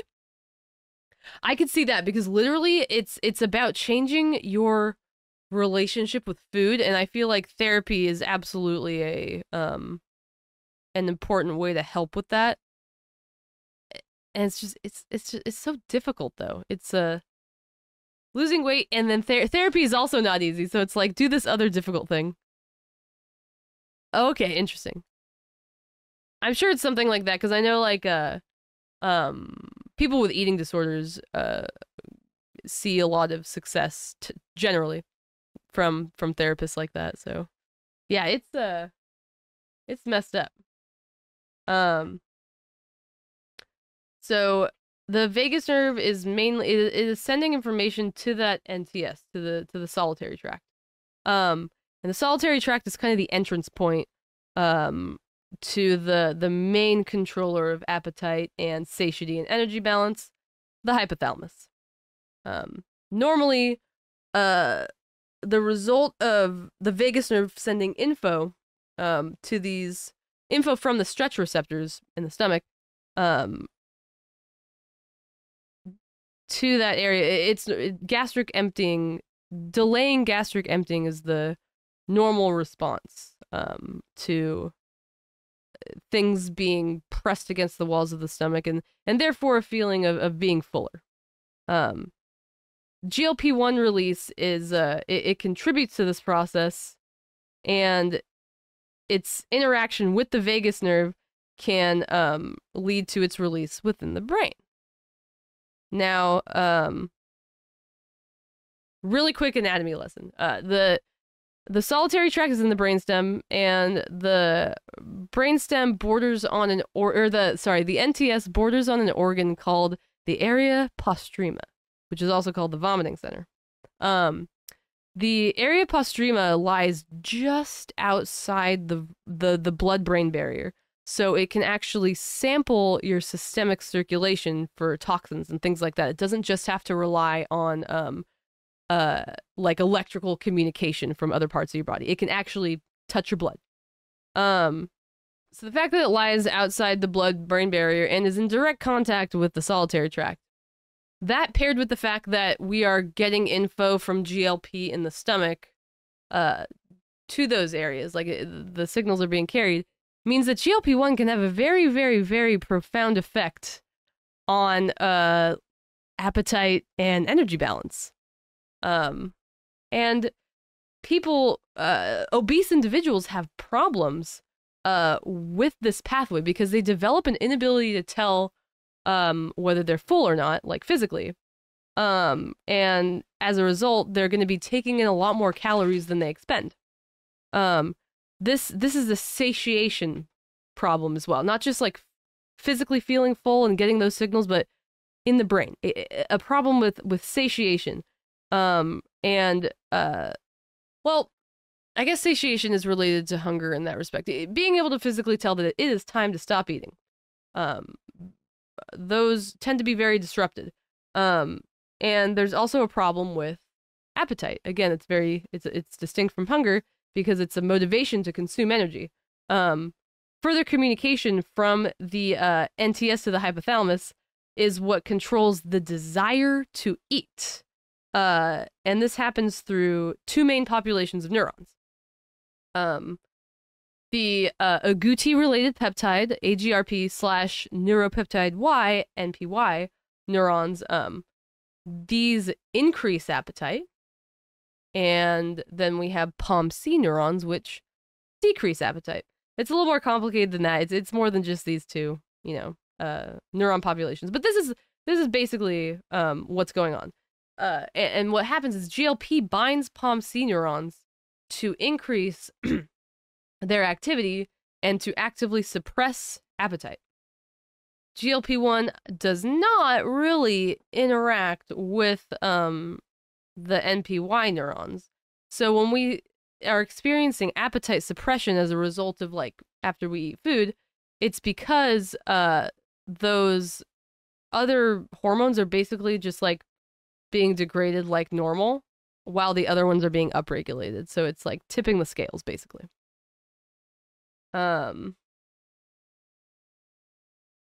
So if you are obese, though, obviously there's a little bit of a change here. There are some neurological or anatomical, genetic, or a combination of defects that make it really, really difficult or even impossible to curb their intake of energy. At a fundamental level, this is something that can be nearly impossible for them. So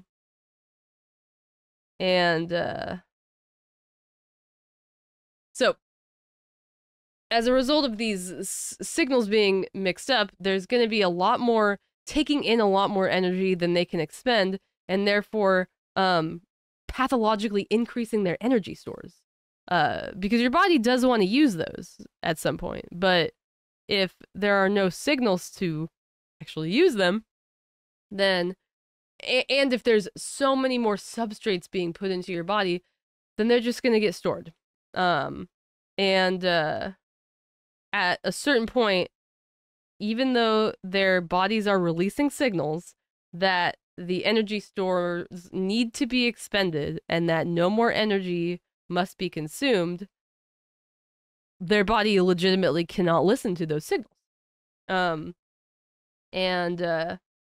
Leptin is what's shown here. Leptin is released by fat cells, and it is the main it is the hormone that it's the one that's actually trying to indicate that you have sufficient energy stores, so we do not need to eat anything. We do not need to consume anything else. And as you can see there, it affects both of these populations of neurons, where it actively increases the POMC neurons, and then unlike GLP-1, it actively decreases the AGRP NPY neurons. So the majority of obese individuals are leptin resistant in addition to being insulin resistant. So these populations of neurons can't possibly listen to the leptin. They're not leptin is supposed to be telling them like we have a lot of fat. And they're not getting that signal. And so as a result, there's just a continued storage and consumption of energy. Let's see. In addition to oh yes, I did have. Okay, cool. This is a depiction of fat. On the left we have excess energy being stored, and as a result leptin gets increased to tell our body stop. And leptin is stimulated by insulin and directly by glucose. It's stimulated by glucocorticoids, which includes cortisol, inflammation, and estrogens, and overfeeding. So all of those things will cause fat to release more leptin. If we have a low amount of energy stored, what's supposed to happen is we're not supposed to have a lot of leptin. If we have low energy stores, we don't want leptin to signal that there should be low energy consumption, because at this point it's like, wait, we actually want more. We want more to be taken in, because low leptin is directly proportional to the amount of fat storage in your body. Which is why people who are obese like they're leptin resistant, but if the amount of leptin is directly proportional to the amount of fat, then they have a lot of leptin going on in their system. But in any case, on the right side, what causes low leptin is inflammation, as well as thyroid hormone, catecholamines like dopamine and noradrenaline, fasting, and androgens. It is thought that the interplay with the sex hormones here is what causes differential fat distribution in like men and women, basically. But yeah, insulin and leptin really are interesting. I didn't have a thing for that. Insulin and leptin are joined at the hip.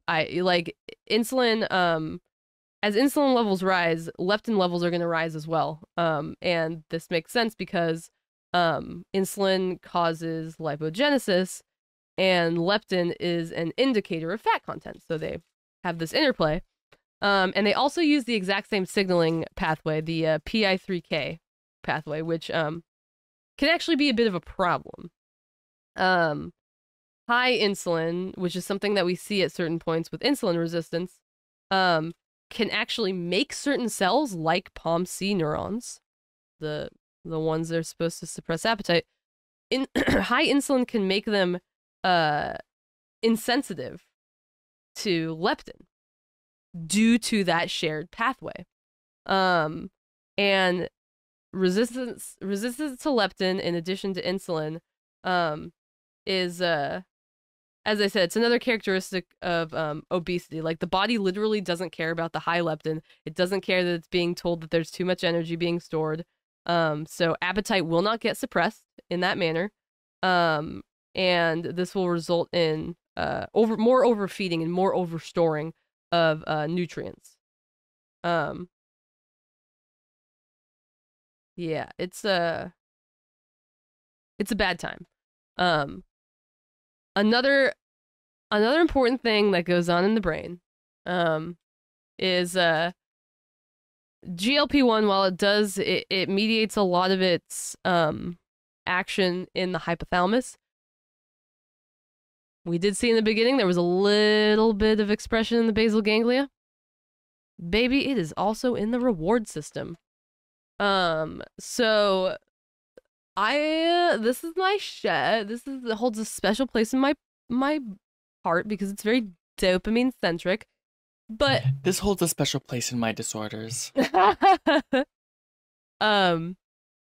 So GLP-1 is also expressed in the mesolimbic pathway of the reward system, which is basically the VTA and the nucleus accumbens. The nucleus accumbens is in yellow here.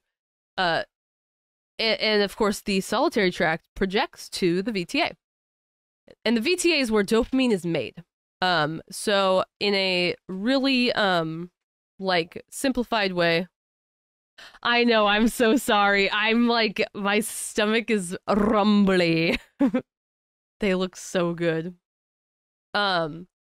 This is a very basic breakdown of reward. So, an intrinsic reward is food and sex, basically. So in response to stimulation by an intrinsic reward, just looking at these donuts is doing this to you right now. Just looking at them, this is happening right now. So you are looking at the donuts, you are getting an increase in dopamine. That dopamine increases the incentive value of the donuts, which leads to an increased motivation to obtain the donuts. Incentive value is something that is assigned, and things that have a higher incentive value mean that you are willing to go through more things, do more work in order to obtain those things. And when you consume the reward, the result is satiation. Now, it is through the solitary tract that GLP can influence this pathway, which controls appetite, cognition, motivation, incentive salience, aversion, and hedonic value, which is incentive value. I don't know why I put two different things there.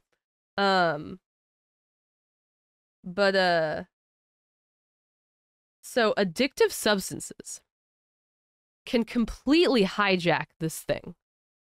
An addictive substance, what's happening here is an addictive substance is hijacking something that is normally reserved for evolutionarily advantageous rewards like food and sex. So when the addictive substance hijacks it, it results in usually more dopamine release, which super increases the incentive value of the addictive substance so that you self-administer it more. No satiation, you'll notice. Addiction does not usually have to do with being sated by an addiction. It makes you self-administer it even more. It forces you in a state where you have this very dramatic reaction to these rewards that are not designed to be, they're not intrinsic rewards. They're things that don't actually contribute to your survival. And most people think about alcohol and cocaine, which are drugs that classically hijack the system. They do this very thing. But think about how odd it must feel and dysphoric it must feel to have this system be hijacked by one of those intrinsic rewards. I mean, it like an intrinsic reward that we are evolutionary predisposed to go through this pathway for. I'm talking about food, of course. I mean, that's something that you have to have. And this may not technically be true, but I feel like explaining it from this perspective, and this is my hot take. People who are obese are probably addicted to food.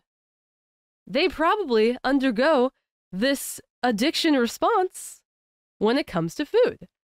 Because already I showed you how the wiring in their hypothalamus already made it so that it was difficult for them to be signaled by their energy stores and signaled to physically stop eating and things like that. But and of course non-obese people can have food addictions, but we are talking about obesity and diabetes, and I just showed you how an obese person's brain misfires completely, and it doesn't accurately communicate like the state of the GI tract or the state of their energy stores as a result.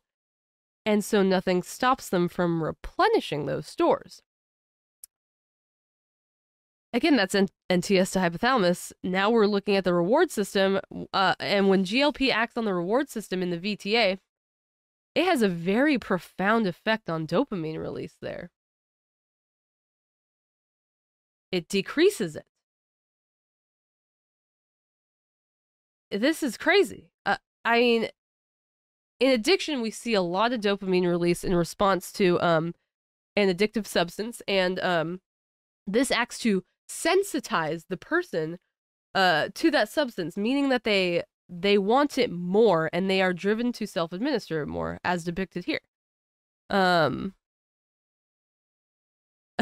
no. Oh no.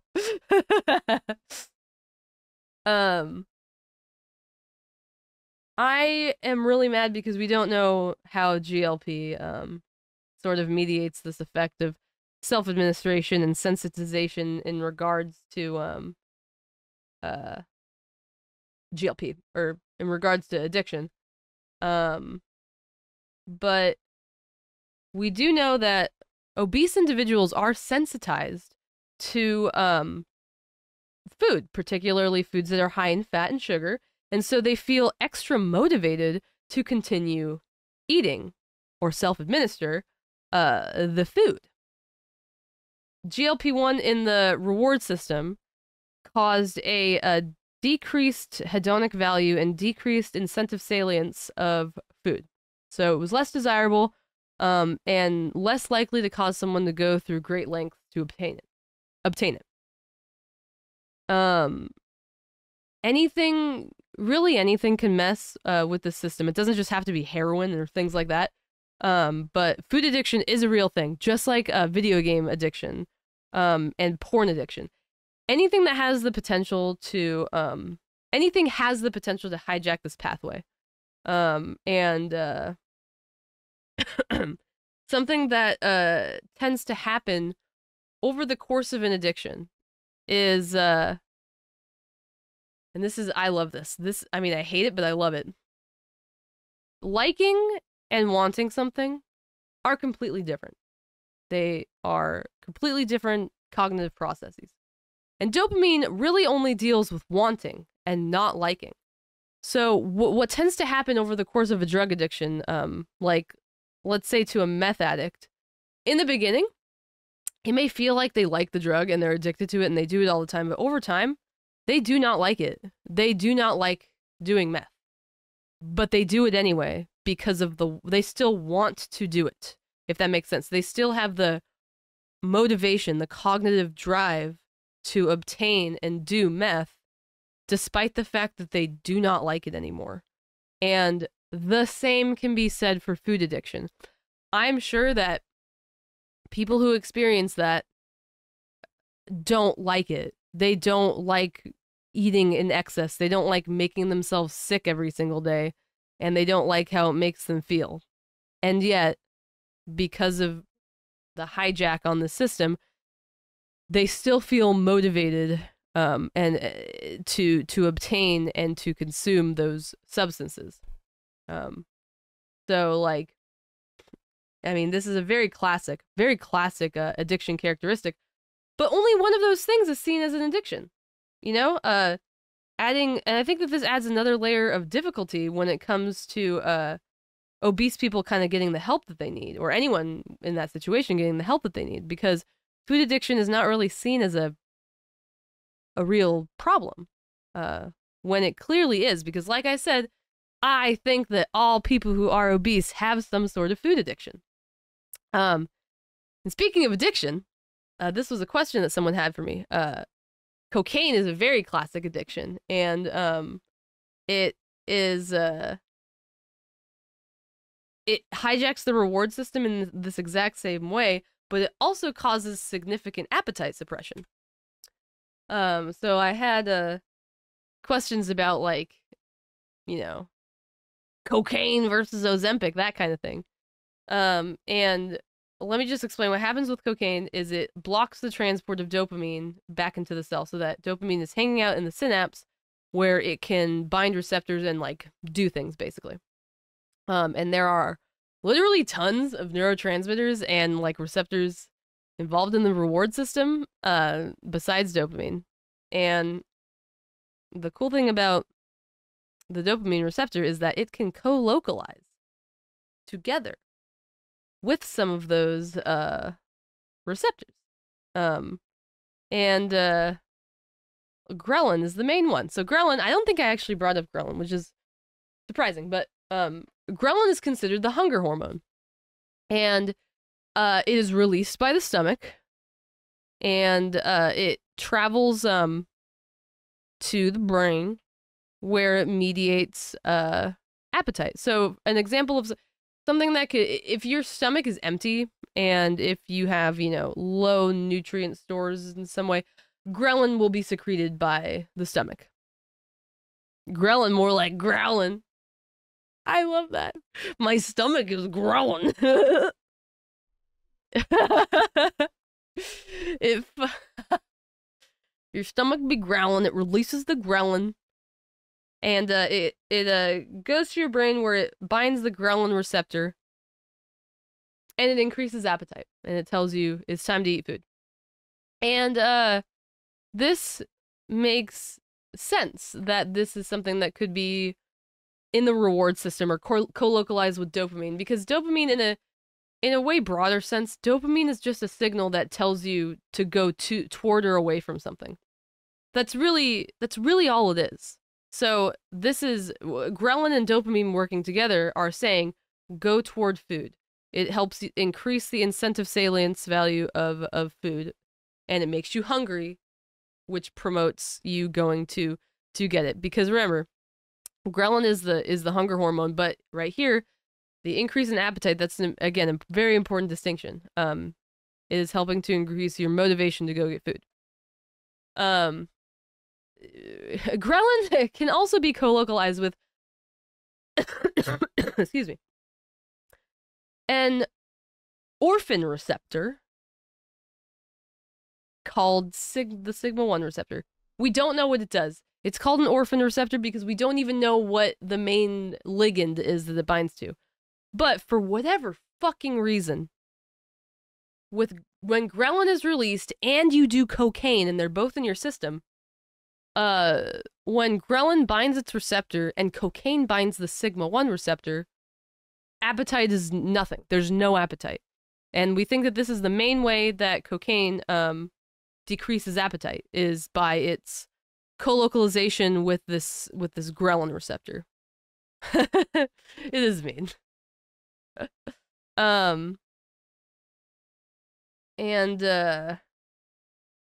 Yeah, orphan receptor. I always like that.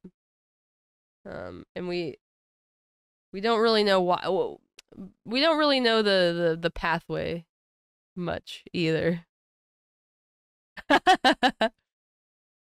Cocaine, more like fuck off. No.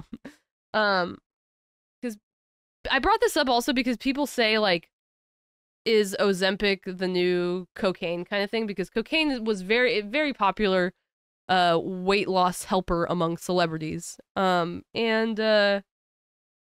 my short answer is maybe, but it should not be. Because cocaine is it's just not a weight loss drug. I mean, Ozempic has all these positive effects on the reward system and the GI tract and cardiovascular stuff. The number one cause of death of cocaine addicts is heart attack. So if you can use literally anything else to lose weight, I would not do cocaine. It's just not. I think it's very attractive because it makes you feel good and it's addictive and it helps you lose weight in this way. Positive effect on your pussy.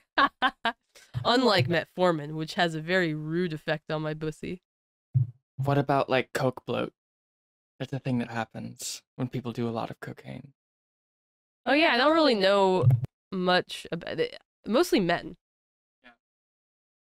Mostly, I don't notice coke bloat as much in women who do cocaine. So it must be, if it's acting with, like, ghrelin, and ghrelin and leptin are also kind of fun little friends. And we just saw that androgens decrease leptin. So I'm wondering if it has anything to do with that.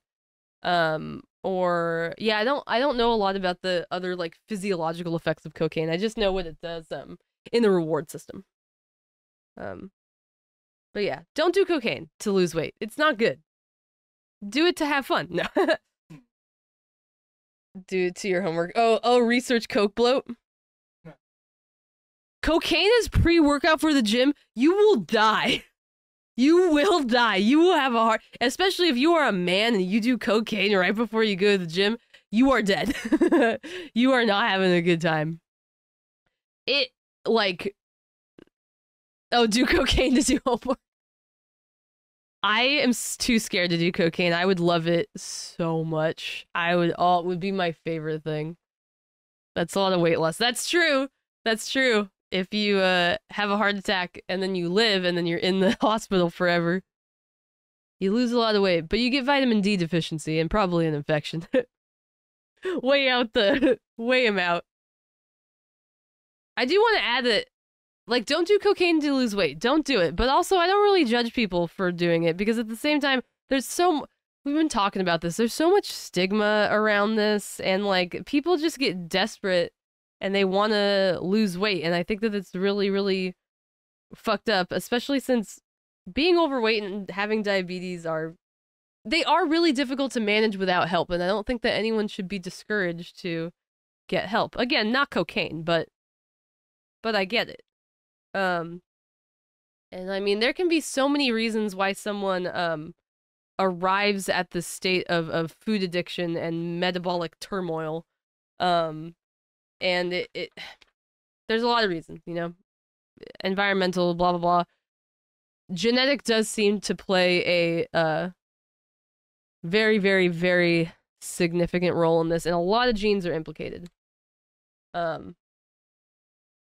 So we're at a very interesting time where you can pay a company to sequence your genome and maybe give you some information about your health. No cocaine users on my 600-pound life. Oh my god. I wonder if it would even do anything, you know?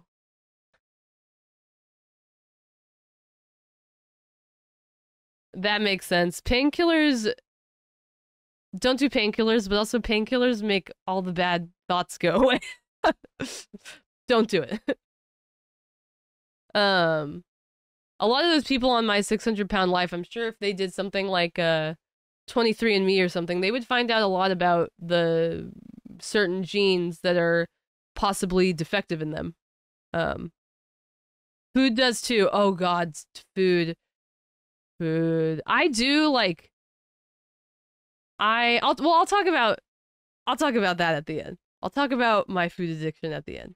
But I gotta talk about genes because it is so many genes are implicated, and if there's a genetic problem and that is leading you to have a poor metabolism and you know, poor eating habits, it's kind of like not your fault, you know, like it's especially if it's something that's making it really difficult to, not just something that predisposes you to be obese, but something that predisposes you to do things that work against you while you are obese. There's so many, so much shit. And like mutations can be germline mutations, meaning that they happen during development and are then present in every single one of your cells.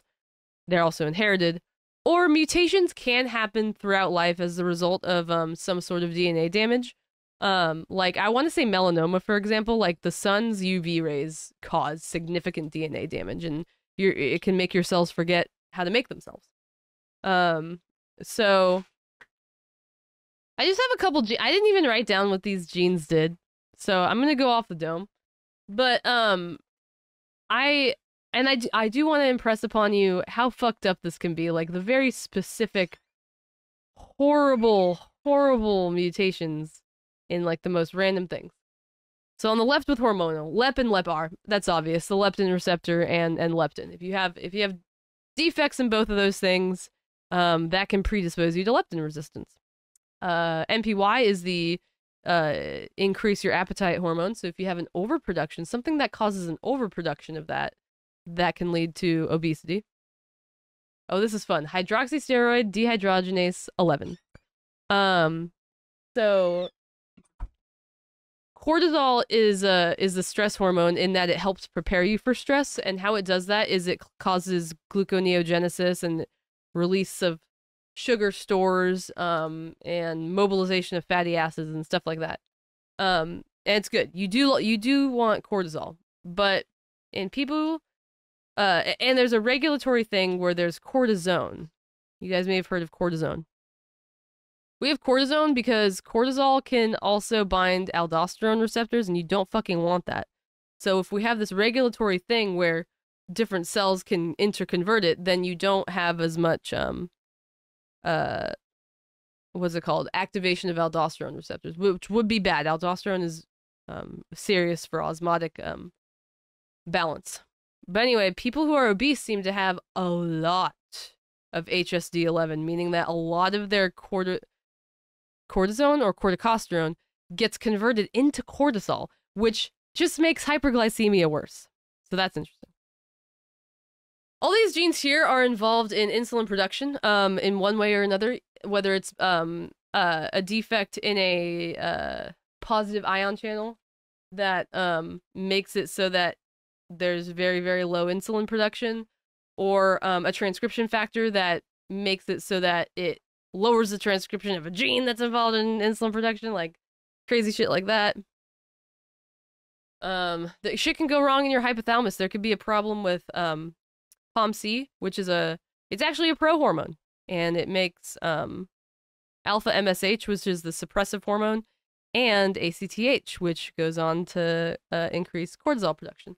But anyway, if you have a problem there, and with the MC4R, which is what its a receptor is, then you have a defect in your ability to lower your appetite. CART, cocaine and amphetamine related transcript. That is also an appetite suppressant. So if you have mutations that lower its activity, that could be a problem. Metabolic, okay. PPARG, I know this one. Oh, PPARG helps with with lipogenesis. Oh, I do have notes on that. Oh, fatty acid storage. And it stimulates insulin secretion. So, problems with that can be a problem. Adiponectin, this is secreted by adipocytes, and it is needed in order to help regulate leptin. FTO. Fuck FTO. This one is literally called the fatty gene. It was the first gene to be associated with obesity. And I hate that name. And it has a really complicated relationship because it seems to be expressed in the hypothalamus, so it has to do with like energy expenditure and stuff like that. But we don't really know the mechanism. All we know is that people with this one specific polymorphism have really high BMIs. So it's all statistic based and not at all molecular biology. All right, last one. I was speedy. SREBP1, sterol something element binding protein. I don't know. It's a transcription factor which promotes lipogenesis, and it's activated by insulin. But if there's high insulin, like we see in insulin resistance, that can be a problem because it'll just keep depositing fat, like just keep going, and probably lead to like fatty liver and shit like that. So it is absolutely crazy that there can be these problems just ingrained in our DNA, and people still think that the solution is to just eat a salad and call it a day. It's absolutely mind-boggling to me. And like mutation, it's true that mutations in these genes could have resulted from a less than healthy Western diet, you know. That's certainly possible, but these changes happen over such a large number of years, and we just can't change society, and we can't change the strides that we have made in the food industry. when it comes to very tasty things. And we can't will people out of an addiction that is somehow both stigmatized and invisible. It just doesn't work like that. I also can't change the fact. Okay, I can't change the fact that famous people who want to lose 5 pounds co-opted a medication from some of the most disadvantaged people on the planet. Those are things that can't be controlled, but I can control my attitude about this. And my attitude is that Ozempic is kind of amazing. I mean, it really is just built different. These are some other diabetes medications, that are pretty common. Metformin is super common. I think it's like the most common diabetes medication. It just stops glucose production. It blocks gluconeogenesis. It blocks glucagon. Increases the uptake. And it's used for diabetes, insulin resistance, and PCOS, because PCOS can be involved with being overweight and having insulin resistance. And all these other ones, they just do like different parts of like diabetes problems, like preventing the kidneys from reabsorbing glucose. That's a good way to, you know, keep blood glucose down, just by not letting the glucose back in. One of these affects lipid metabolism, which can help to changing how metabolism is going in fat cells can help lower insulin resistance. We also have a DPP-4 inhibitor so that we get more GLP-1. And oftentimes people with diabetes need to go on statins, which are things that help lower cholesterol, and by extension they improve heart health. And honestly, like, semaglutide is the best out of all of these, I would say. And it is even better than our own endogenous GLP-1. The fact that GLP-1 levels in people with type 2 diabetes, the fact that they're the same in, pretty much the same in healthy people, I feel like that is very, telling. I think that it has to do with the fact that it's cleared from our system. So maybe in someone who has a normal metabolism and is not overweight, that is sufficient for us, but then just having the same amount in someone who is obese, it's not going to cut it. So it's really nice that semaglutide, Ozempic, has a longer half-life so that it can actually spend more time in the brain and affect the reward system. And I don't know, this type of medical intervention really helps people with their quality of life, and I want people to have access to it as best as they can. Also, this is important, Ozempic is not more effective than bariatric surgery. Bariatric surgery is physically altering your body and therefore the hormone-releasing cells, so that you are eating less and therefore losing weight and probably not gaining it back. It's still better than Ozempic. I mean, and I feel like that says something to me. That says a very specific thing to me. So I'll say it again.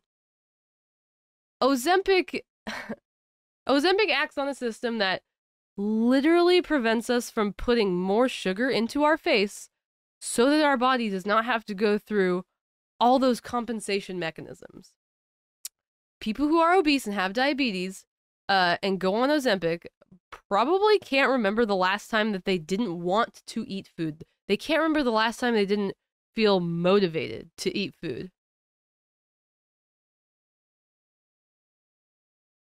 Yes. So that is so interesting because I actually didn't know that people addicted will still eat after bariatric surgery, but that makes fucking sense.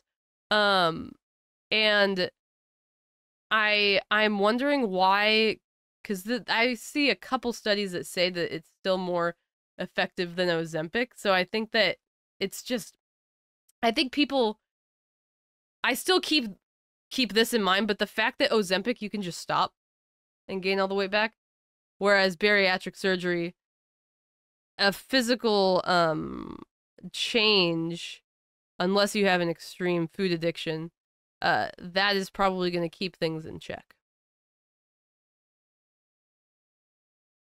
Yeah, 100%. Like, bariatric surgery cannot fix your reward system, unfortunately.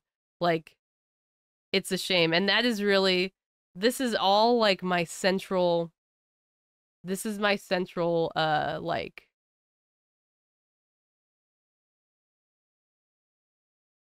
yeah. Well, and that is, like, main characteristic of addiction. You don't feel hungry. You don't even, like, maybe don't even want to eat, but then you just kind of do anyway. And yeah, it totally stretches the stomach back out. And that is, yeah, reverse bariatric surgery. I stretch my stomach back out. But I think in terms of, like, because this has just got me thinking, because I definitely thought in my head, like, why is Ozempic not more effective? Because I have heard about people eating themselves out of their bariatric surgery, and my only explanation is that, like, it's easier to just stop Ozempic, I think, and, like, fuck shit up for yourself. But still, the central thing to me is, like, what makes Ozempic so much different from those other medications is the fact that it affects your brain more. It stops you from that behavior a lot better. And I just really think that people who are dangerously obese, they have that addiction to food that cannot be reconciled unless they rewire their hypothalamus and change their gut signaling. And, like, maybe some of the other diabetes meds do some of those things. Like, metformin can affect your appetite, but it's just, Ozempic is so much more holistic. And I do think it's an amazing drug. People think that, America is, like, the butt of every joke about obesity, but, the people going around and, like, living their lives and watching everyone's hot take about Ozempic and fatness and diabetes, it's really them it's the jokes at the expense of them. And it makes me feel bad. And this isn't the first time that this has happened, and it won't be the last. There are other drugs out there that don't even have to do with obesity that have seen, like, similar attitudes to this. Adderall is the first one that comes to mind. I mean, like Ozempic, it is both, like, coveted and stigmatized. And those who take it might feel a certain level of shame for needing a drug that like that in order to, like, live a healthier life. So I see a lot of similarities with that and Ozempic. But before I let you guys live your lives, there's just a couple things that I need to bring up because I got questions about, and the first thing is Ozempic Face. Ozempic Face is just kind of fake. It's not really that real. It's just like, oh my god, someone lost a lot of weight in their face. But I have a theory about why it seems so different. It's because we constantly see people taking Ozempic who should not be on it, and who are losing weight on their face that they should not lose. This guy right here. Okay, this was obvious. I gotta point out, this was obviously written by a plastic surgeon. Visible platysmal band. That is, like, not a medical term. That is a plastic surgery person writing this. But and temporal. It's just, the guy pretty much looks the same. There's, like, little differences here and there. And I think that an interesting one to mention is the earlobe thinning. Because you do have a little bit of fat on your earlobe, and so if you take Ozempic when you shouldn't fucking take Ozempic and you're losing weight on your face, it's going to be like, where's the fat? Which fat should I burn? Oh, there's fat in my fucking ears. Why don't I take that? So, on the outsets, Ozempic Face is just when you lose a lot of weight and your face looks different, but in reality, Ozempic Face is people losing weight who should not be losing weight. Like, that's just what I think. And really, all the pictures that I tried to find, it was all plastic surgery people, too. Dude, I'm gonna be honest, I didn't even think of this as being fat until I looked at some pictures. I mean...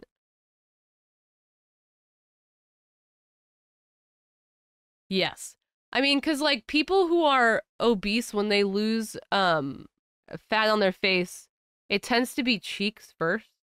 Like, I once went on an intense diet, and I was by no means obese, but I was, like, you know, I was inflamed, I was puffy, and it was, like, in very specific places that I noticed the fat leaving, but if you look at this guy, and again, these were most of the pictures I saw, how is this a before picture? What? Like, I couldn't find any good before pictures of, like, Ozempic face for an actual obese person because all of them it just looked like they lost weight on their face, like normal. And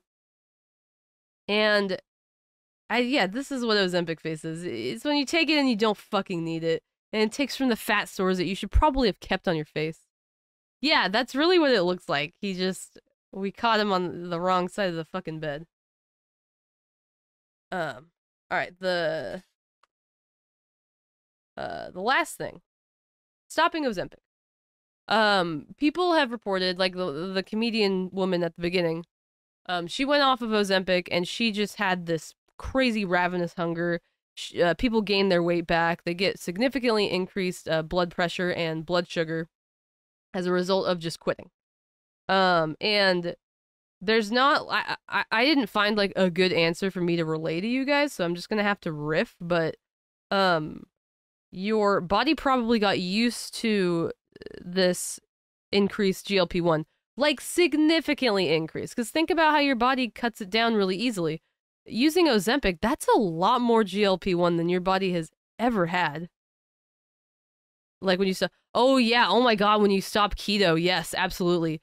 I would say that it's almost exactly the same as that, yeah. Like, your body was used to a specific metabolic fingerprint, and then you just change it.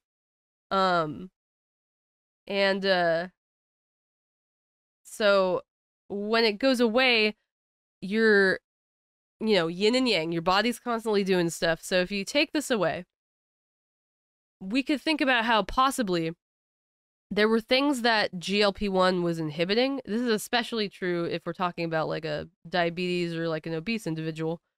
Your body is inhibiting certain things, and so those things might still be being released and going around in your body. So when you take away the GLP, there they are. There they are, just affecting those things. Honestly, that more than anything says to me that there are people out there who really need this medication. Like the fact that people immediately gain all the weight back after quitting,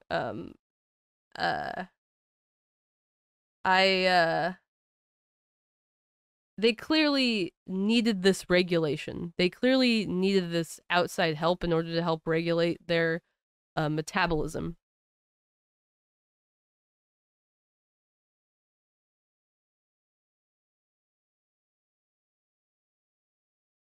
That makes sense. Well, and it's funny because losing weight from the ketones, it also is it's very anti-insulin because insulin hates fatty acids and ketones.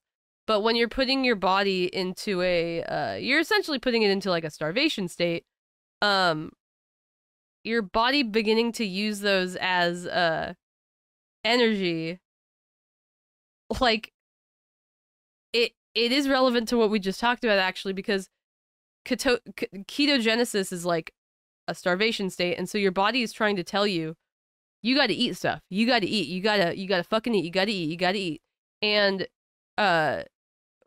being on keto, you're kind of like dealing with that, you know, and you're kind of trying to not like counteract it, but you're basically trying to be the boss of your body and be like, nope, just use this for energy, and then I'll be fine. Like, I'm not dying, I'm not starving, I'm okay. And so when your body has been wanting to eat this whole time, your body has been wanting to replenish its actual energy stores this entire time. So it totally makes sense that once they do that and then they have the surgery and they can eat again, that it's like, holy shit, because your body really thinks it's starving. And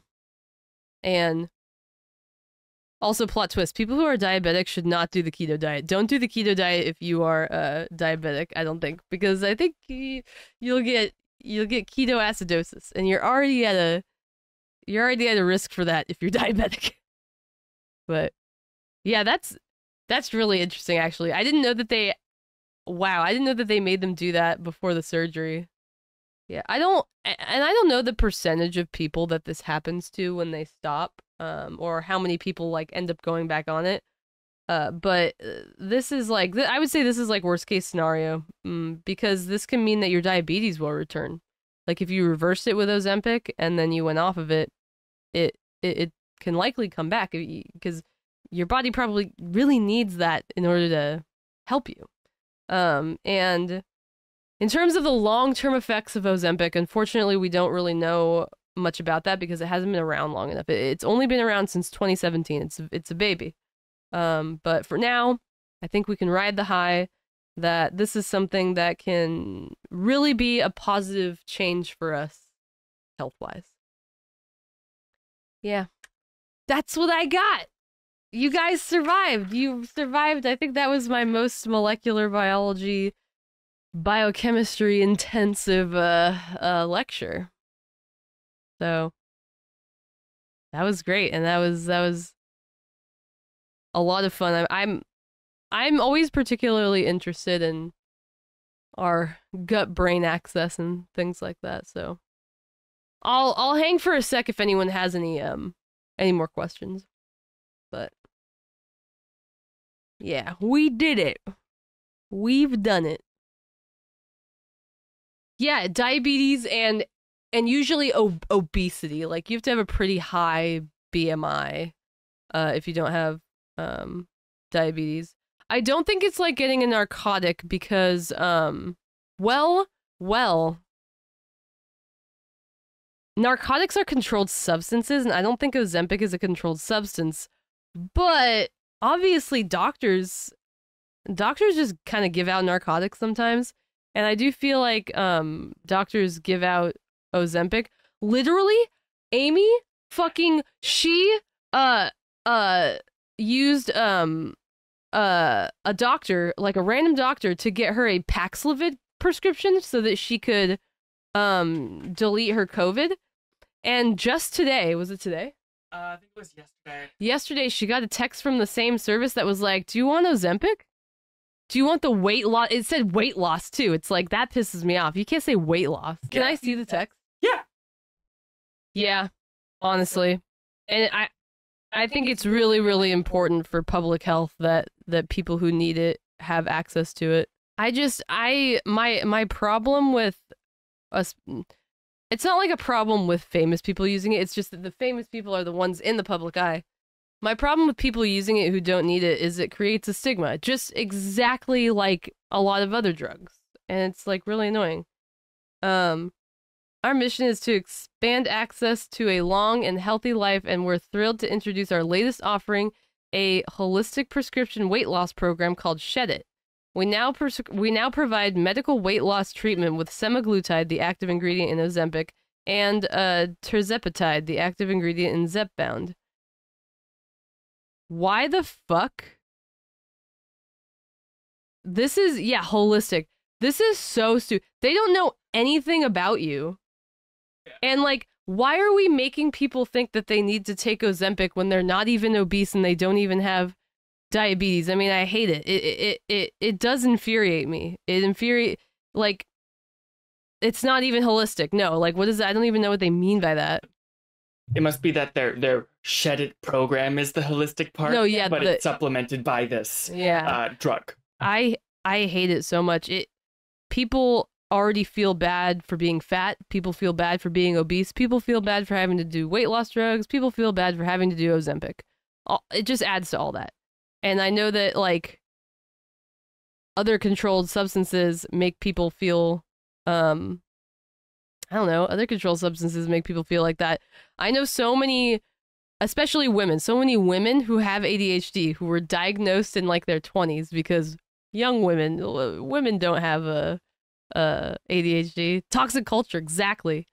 They will go through times where they're like, I don't need my Adderall. I'm going to be normal like everyone else, because they somehow got convinced that they shouldn't be taking it because it like gives them a leg up, and then they stop taking it and then they ruin their lives.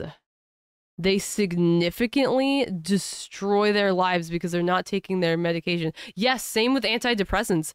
And antidepressants can be a little more serious because they're like Adderall is fast acting and stuff like that. Antidepressants, if you just take that away, you can, have bad stuff. It's okay, I can be normal. Exactly. And it's because of this, I feel this really similar attitude that people have with weight loss.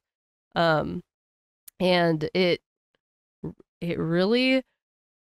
just upsets me. And it's hard to get help no matter what, and especially since obese people totally have food addiction, and I'm there with it. It's hard to get help as an obese person, and it's hard to get help if you have an addiction to something that you have to have, and something that people don't really care about. And it really sucks. Because I definitely have a problem with food, and I would definitely call it an addiction because I feel like frenzied if I am binge eating, and I feel like I can't always think about anything else besides food. I have way high motivation to eat certain foods, and I make myself sick. Like, think about that.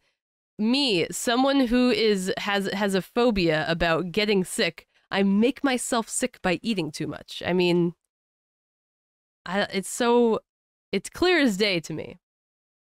It's clear as day. Yes, exactly. And that is so good to hear, because I feel like it's like, why are people not treating this like an addiction when it clearly is? So it makes me happy that that is what is going on that show. And then, yeah, making the bad thoughts go away, since a lot of people like yeah, and that's fair. Thank you. I missed that part with Ozempic Face, sadly, because that was a part I asked for. Yes, go eat holistic ice cream. I'm gonna re-explain to Amy the Ozempic Face. But thanks for hanging. Upward, or is it that his eyes have changed shape a little bit too? It's not. It's fake. It's fake. It's fake. It's fake. It's Ozempic Face is nothing. Okay. What I was saying was all these terms here are plastic surgery terms. Oh. They're like not real medical terms. And he's not fat. He's clearly not obese. He could have diabetes. He could, but he's not fat. And so if you lose weight and you're not fat, your face looks weird. You look gaunt. Yeah, you look terrible. Thanks so much, friends. This was my longest and also my most favorite lecture yet. And I feel like I avoided it for a long time because I don't like working on sensationalist things, but I feel like the craziness has died down a little bit. That article that I cited was from last year. And the main reason I don't like researching sensationalist topics is it's hard to find just normal sources sometimes. But I was able to find like so many things, and it was really interesting. So, yes. I understand wanting to avoid sensationalist things, but also I feel like you're a good person for this, because when there is a sensationalist thing going on that involves molecular biology, everyone's getting the worst sources, and they're all perpetuating new terrible sources that refer to something that's just untrue. Yeah. And you're the person to, like, we trust you to really make that to discern what is real.